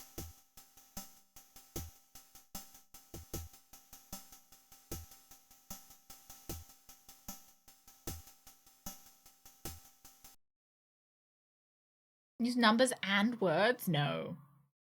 Surely not. Maybe I've already spoken to her. I don't think so. Just dash through all of these. I can't read numbers and words. A DOS raffle game. I recommended, so she played them. Tintin in Tibet. Oh. I actually wouldn't mind playing the Tintin games. Are they good? I remember reading some of the Tintin comics growing up, and I really, really loved that Tintin movie they put out. I can't remember what it was called now, but that was one of the things that I would watch on repeat on my portable DVD player. Was it just called Tintin, full stop? Of course you can.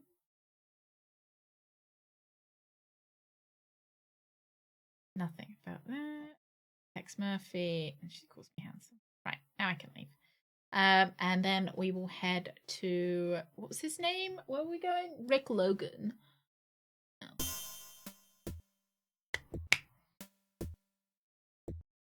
Oh, yeah, they're a little dated. Yeah, The Adventures of Tintin. And they were supposed to bring out another one, Tintin and the Unicorn. Yeah. That's why I was asking if the games are like, were they any good? Because I was a bit sussy that they might not have aged particularly well.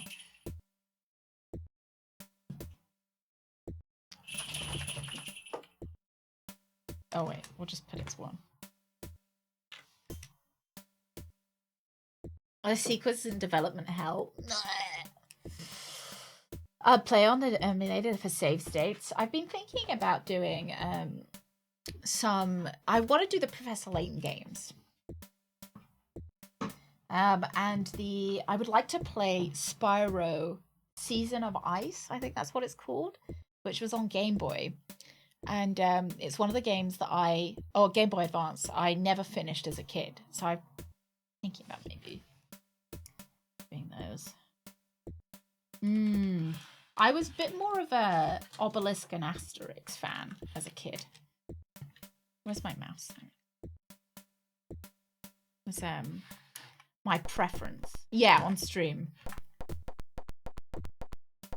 Ooh-hoo-hoo-hoo!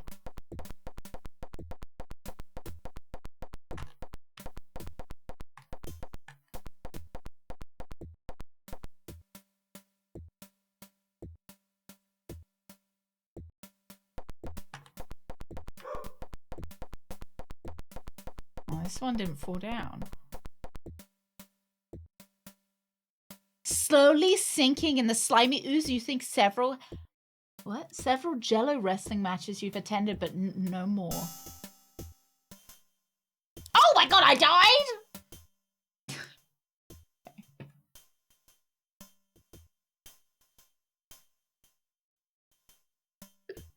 There's no such thing as puzzle games. No, they're lies. Yes, press the Layton games, the DS. Yeah.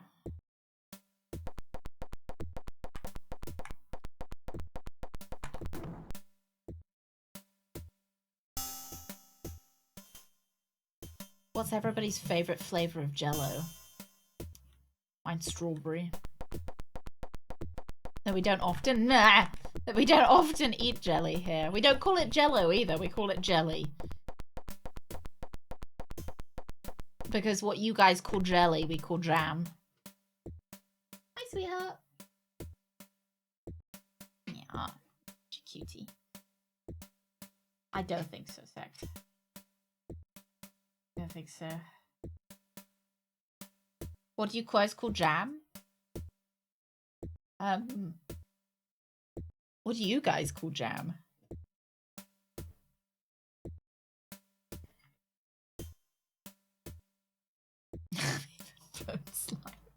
That is the best way to describe it. Stop. Oh, what, like a jam? Oh, jelly is juice-based. Jam is fruit flesh-based. Which is called... They're both jam. Jam is the thing that you spread on like toast and stuff. Volcanic lava stones flecked with obsidian sit on a bed of quicksand. We're jumping to them, right? The stone quickly sinks under your weight. Oh, and I'm dead. Marmalade, yeah. Marmalade is still... Wood rough Jello, no. I'm not a big Jello eater.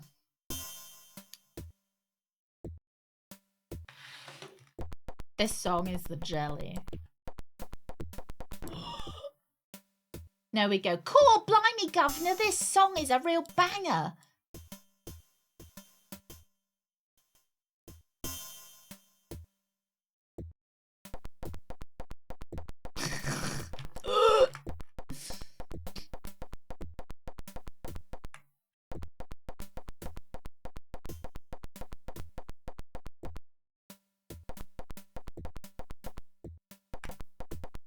Maybe this one. This stone holds your weight. Okay, cool. Do I just have to guess? This one?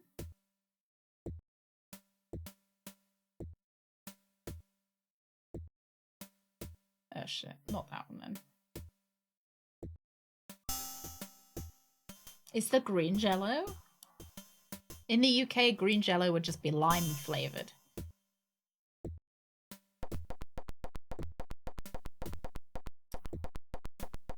I always feel a little bit betrayed when I eat green things and they're lime flavored instead of apple flavored, because apple flavored is better.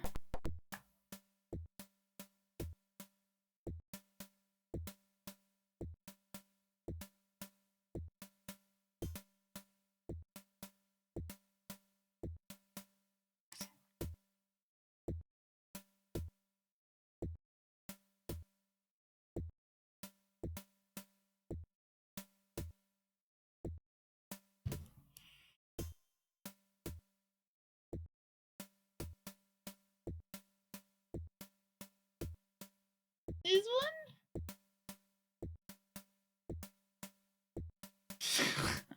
Let's not try and delve into like food-based insults. Do we think this way or this way? This way? Oh, I don't want to keep falling in the quicksand.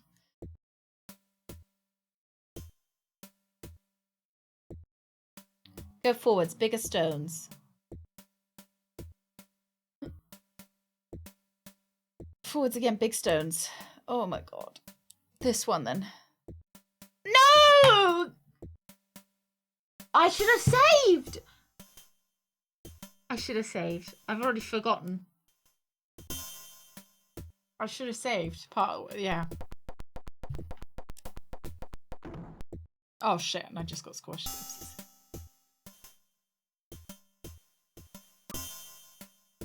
I wasn't looking. I was just charging CBT Sonic over there.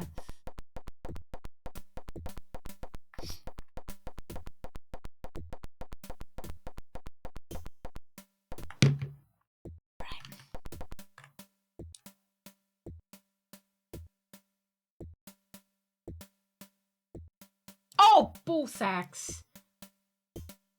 Sorry, that was rude of me. Need to save our minor pot. Yeah, like every minute.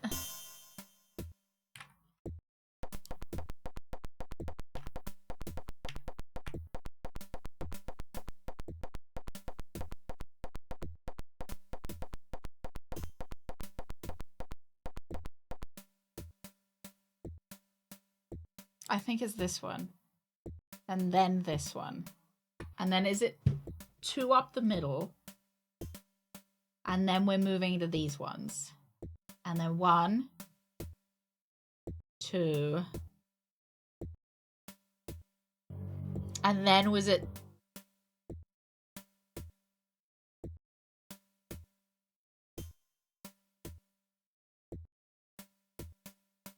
I don't remember. Is it this one?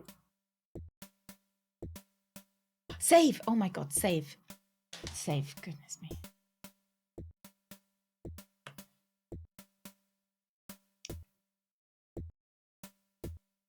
This is like gambling though.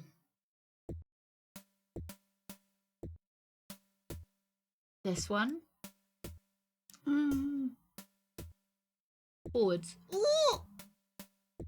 Can I jump straight at this? No!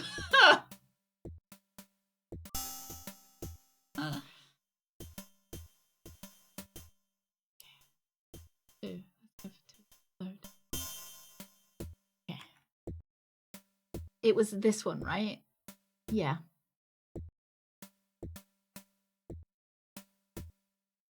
Then was it forwards?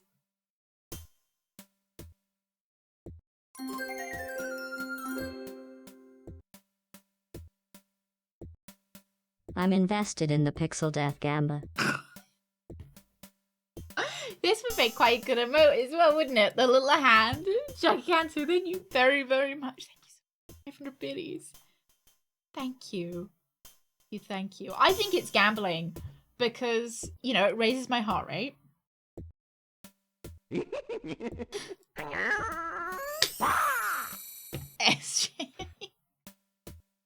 May Tingle guide us. Okay, this one. May Tingle guide us. May Tingle guide us. I can't go there? What do you mean I can't bloody go there? Tex, get off! Get off! My god! What about just like... Oh my god, if I've fallen in the fucking thing, I would be so mad. Let's load. Oh no! My god, Badger, you're an idiot!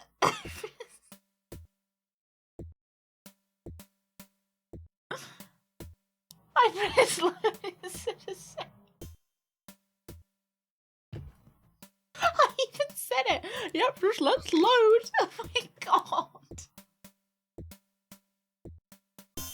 Yeah, let's just load this. For Christ's sake. I think it's just this and then this, right?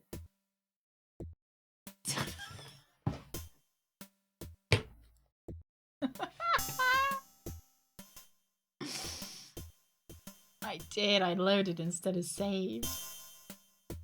Yeah, I do remember the Amazing King's Quest, the one with the blue tentacles, right? Pixels! It's an idiot! They're giving us up to me, Pixels. Thank you very much.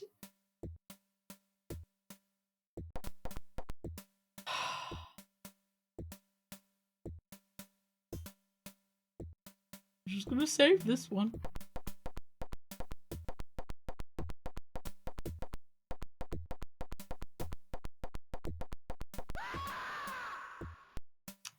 The path suddenly gives way and you feel many stakes through your flesh.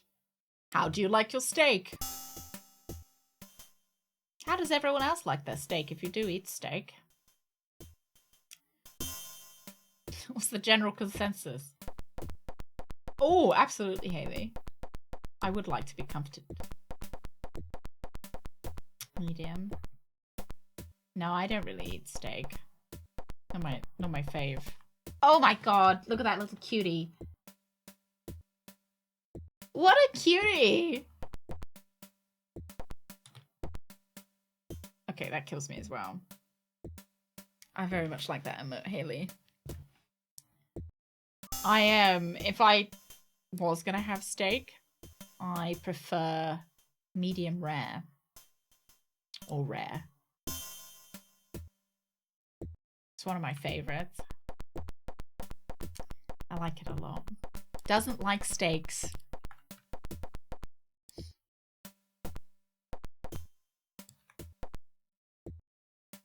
Maybe I look. A pit over 6 feet deep has been laboriously dug in the jungle clay.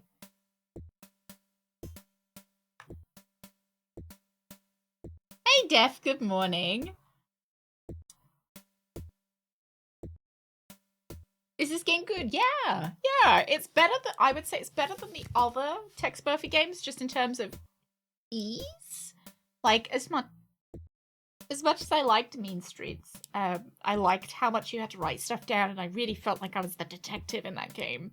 It is nice not having to write everything down, and it is nice with the game keeping it up a little bit, like keeping up with what's happening.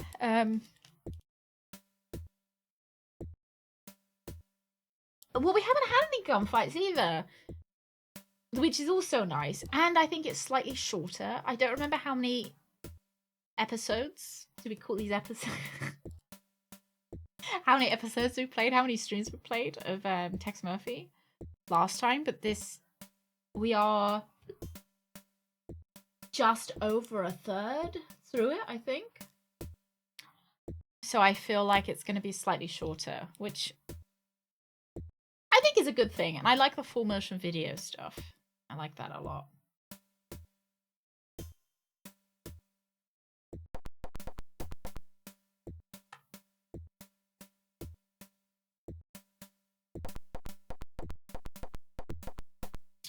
I'm not sure how to do this. On last episode of Badger Stream. On the next exciting episode. Fuck!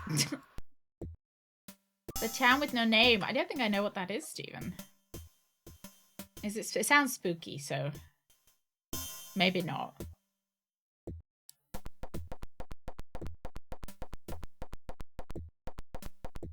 It's got some good death animations.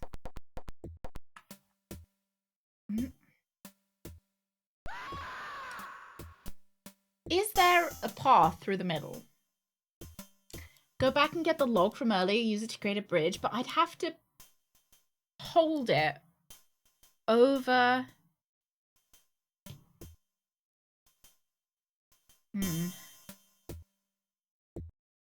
I'd have to go back over here. Oh. Yeah, I was supposed to. I don't... Oh. Yeah. Alright, off we go. Go back down. Yeah. Oh my god, I died! Immediately. We do need to get the log. I didn't want to go all the way back there if we didn't need to. Wait, if I just load from save file 2. It is indeed the kind of thing that they wanted us to do. The walkthrough tells me which ones I'm supposed to be stepping on, so I'll just... Yes, you can reach that. I mean, you can't reach it from there, Tex. This one? Please, this is serious.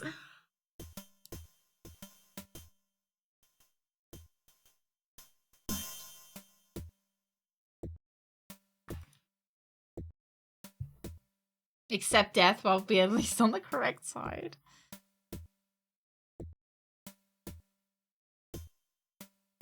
Alright, let's concentrate. This is serious. And now.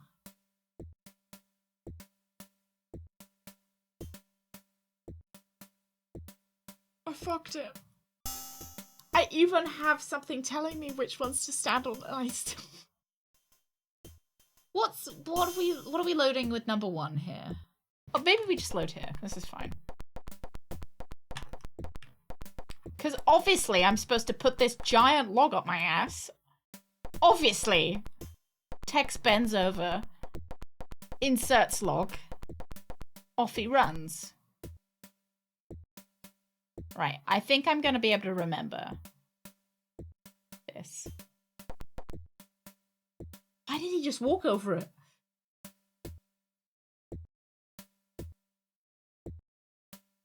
It's the one in between your legs. Okay, thank you. This one. And then is it 1 or 2 or 3? I think it's 3. And then I think, yeah, and then across. Yeah. And then up. And then over here.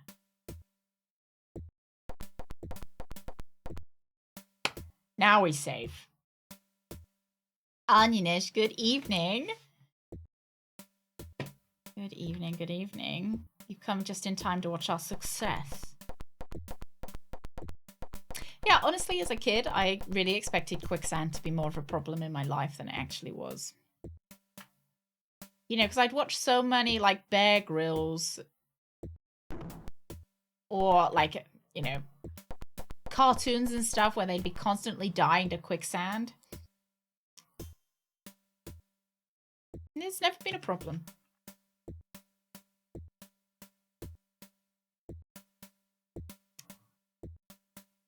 The ground looks very suspicious, like someone must be buried here. That doesn't open. Well, move the mound. Get mound? Every time I go to the shop, I lived a very privileged life. Yes. No, I don't leave the house. I'm actually surrounded by quicksand.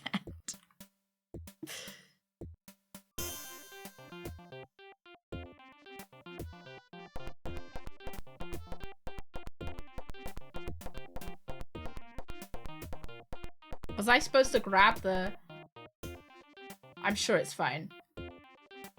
I'm just a little bit worried that... Oh, look, a shovel. I was supposed to grab the lizard.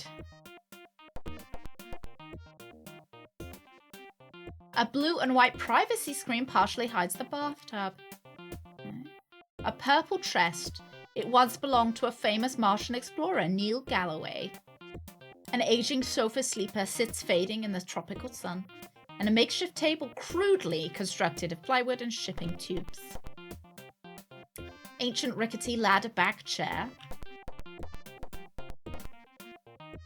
Black cast iron door on worn hinges. Cast iron stove being used for cooking and heating.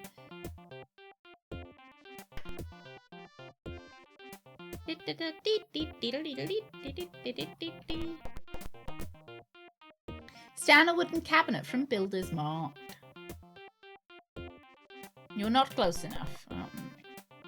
Cabinet pops open. The snake quickly sinks its fangs into your leg. The poison works quickly. The snake then swallows you whole. No, it doesn't look that spacious on the outside, does it? It's bigger on the inside.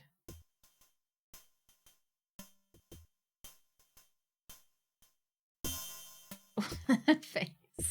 It would make a good emote, wouldn't it? I don't know. I suppose you don't see the back of it. Step in water on the kitchen floor with socks on, though.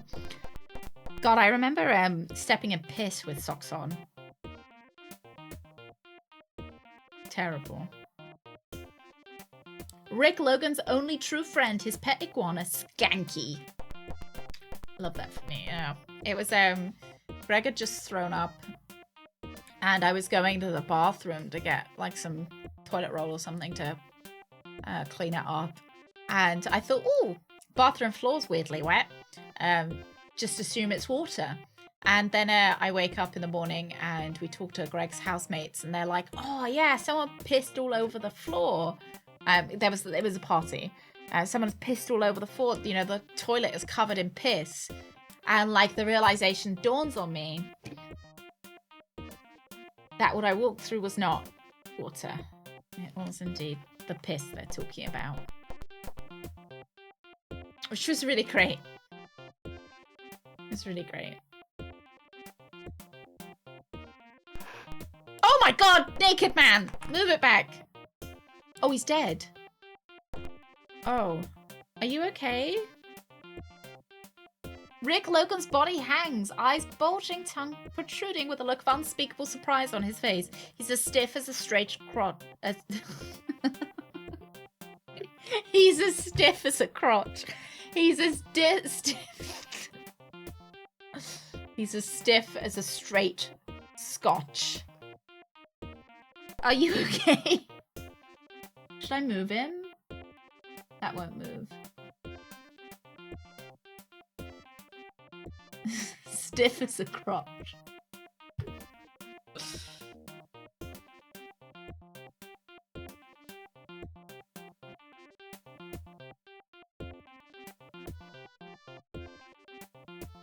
Well, he wore undies in the bath, you know.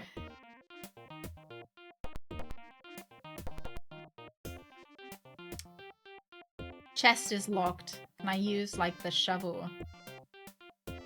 No. Better to miss the toilet during number 1 and number 2. Yeah, that's true. I've done both, so. I have accidentally put, like, worn my socks in the bath before. But that's just, I just forgot to take them off. Hey, Darth.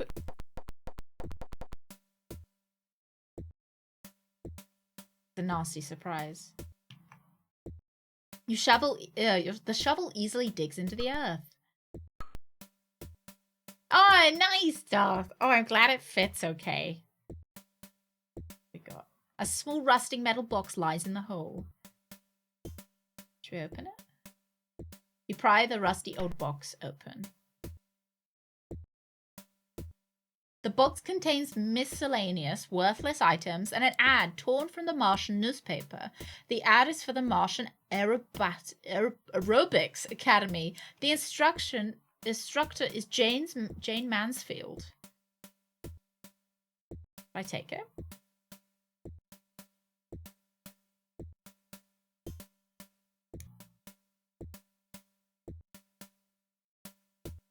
What? I clearly want to fucking take the thing in the box. No, if I already have it?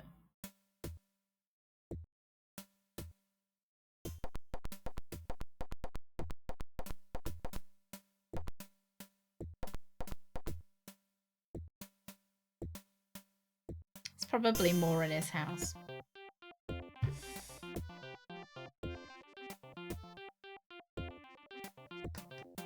I'm thinking.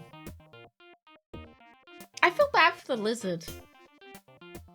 Maybe if I move the sofa. You move the sofa. Eureka! You find enough change for a sausage biscuit at McDonald's.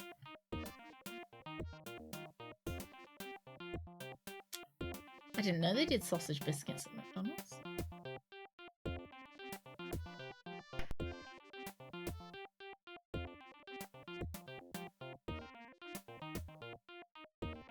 You move the chair and see some wilted lettuce and a piece of macaroni and cheese, but nothing of interest. Right. I want to touch the snake. So let's save. Or maybe we have, like, we can kill it with our shovel.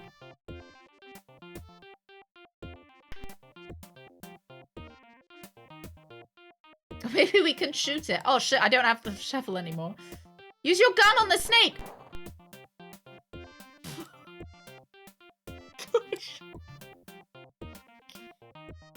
Was that really the answer?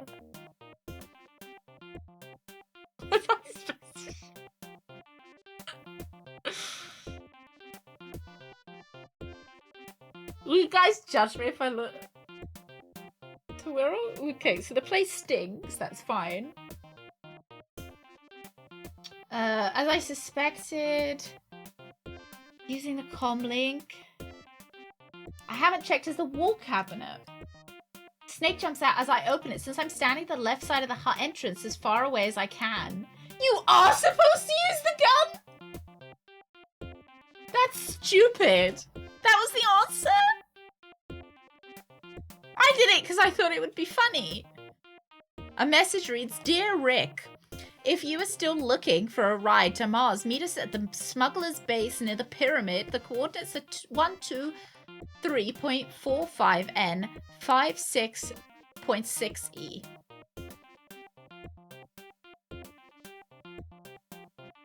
It's my detective instincts, yeah! You can't take that? Why? I want to take the several meaty pieces of an extremely poisonous attack snake.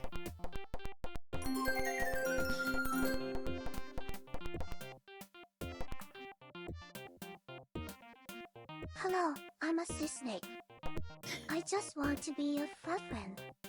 Your Wait. what, friend? Put down the gun. Look, if a snake's wanting to be my fuck friend, I don't want it. Thanks. Thank you very much.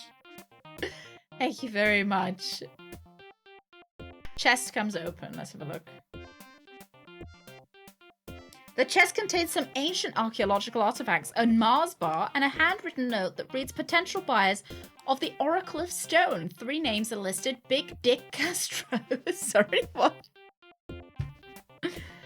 Big Dick Castro, Deacon Hawk, and Lowell Percival.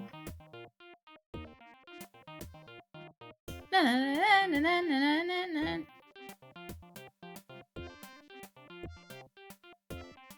Alright, we can leave now, I guess. Where do we want to go now, though? Can I just travel? Make it back through the... You've got to make it back through the jungle before you can travel.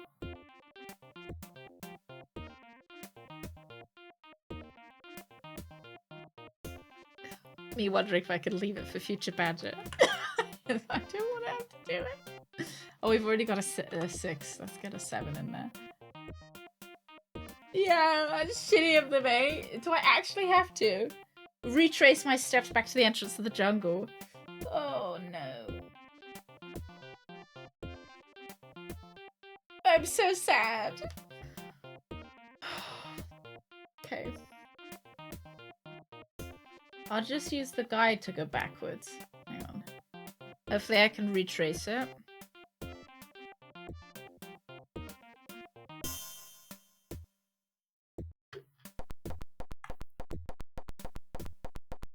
Rev, I hope they exclusively play Tex Murphy.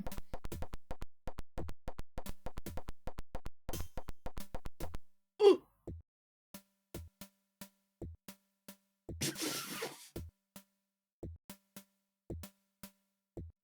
Okay. 10. Look, you fell in there yourself, Tex. I didn't. You. That was on you.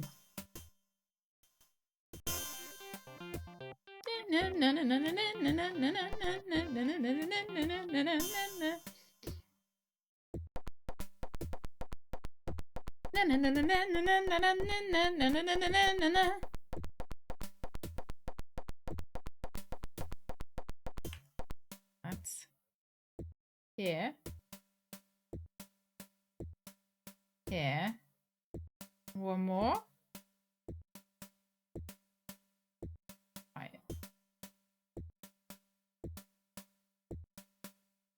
That one, this one, this one.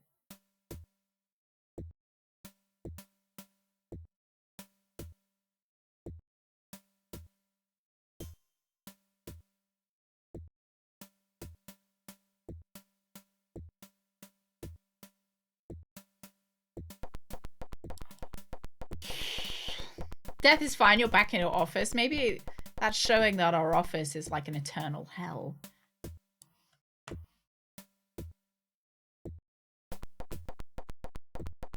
Can I travel now? No.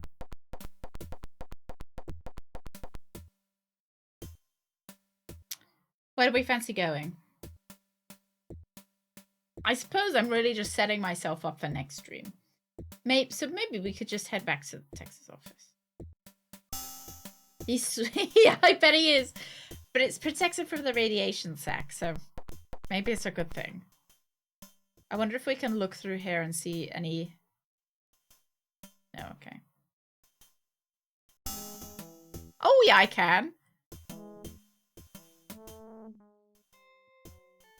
Just a little bit of peeping.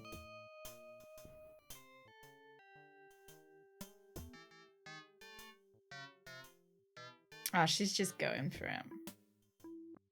And then she does the drug deal. And then she comes back and does a little bit of dancing. Lovely. Alright. Right, shall we leave it there, lads, for today? I feel like this is quite a nice stopping place. Save it at 9 and we'll go to Smugglers afterwards. So I'll leave that there.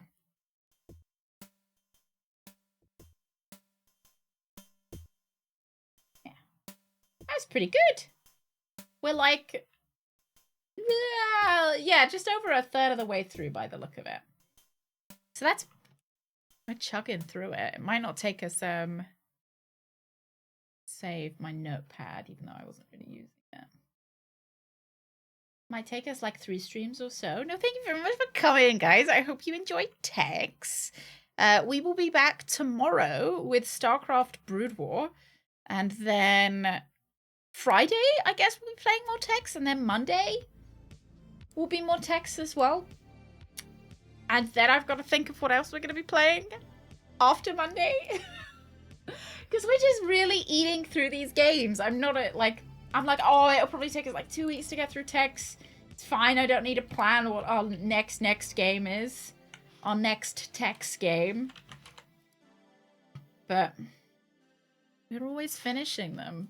Right, lads, should we raid Frass? Frass is playing Hitman. We were speaking about earlier. Hitman never ends. So Frass is doing the like extra bits of Hitman, I think. So hopefully you guys will have fun over there. And we'll be back tomorrow. Thank you very much for coming for Tex Murphy. Tex Murphy will be here Friday. Tomorrow, StarCraft Brood War. And have a wonderful evening. Have a lovely Tuesday evening, lovely Monday morning. And I'll see you tomorrow at 1. Thank you very much for coming, lads. And thank you to all the raiders who stuck around. I hope you had a fun time. And I'll send all of you who came over from France back to France. And thank you very much. Thank you very much, lads. I'll see you later. Bye-bye. And everybody who is watching the VOD, I hope you enjoyed the VOD. And I'll see you in the next one. Bye-bye.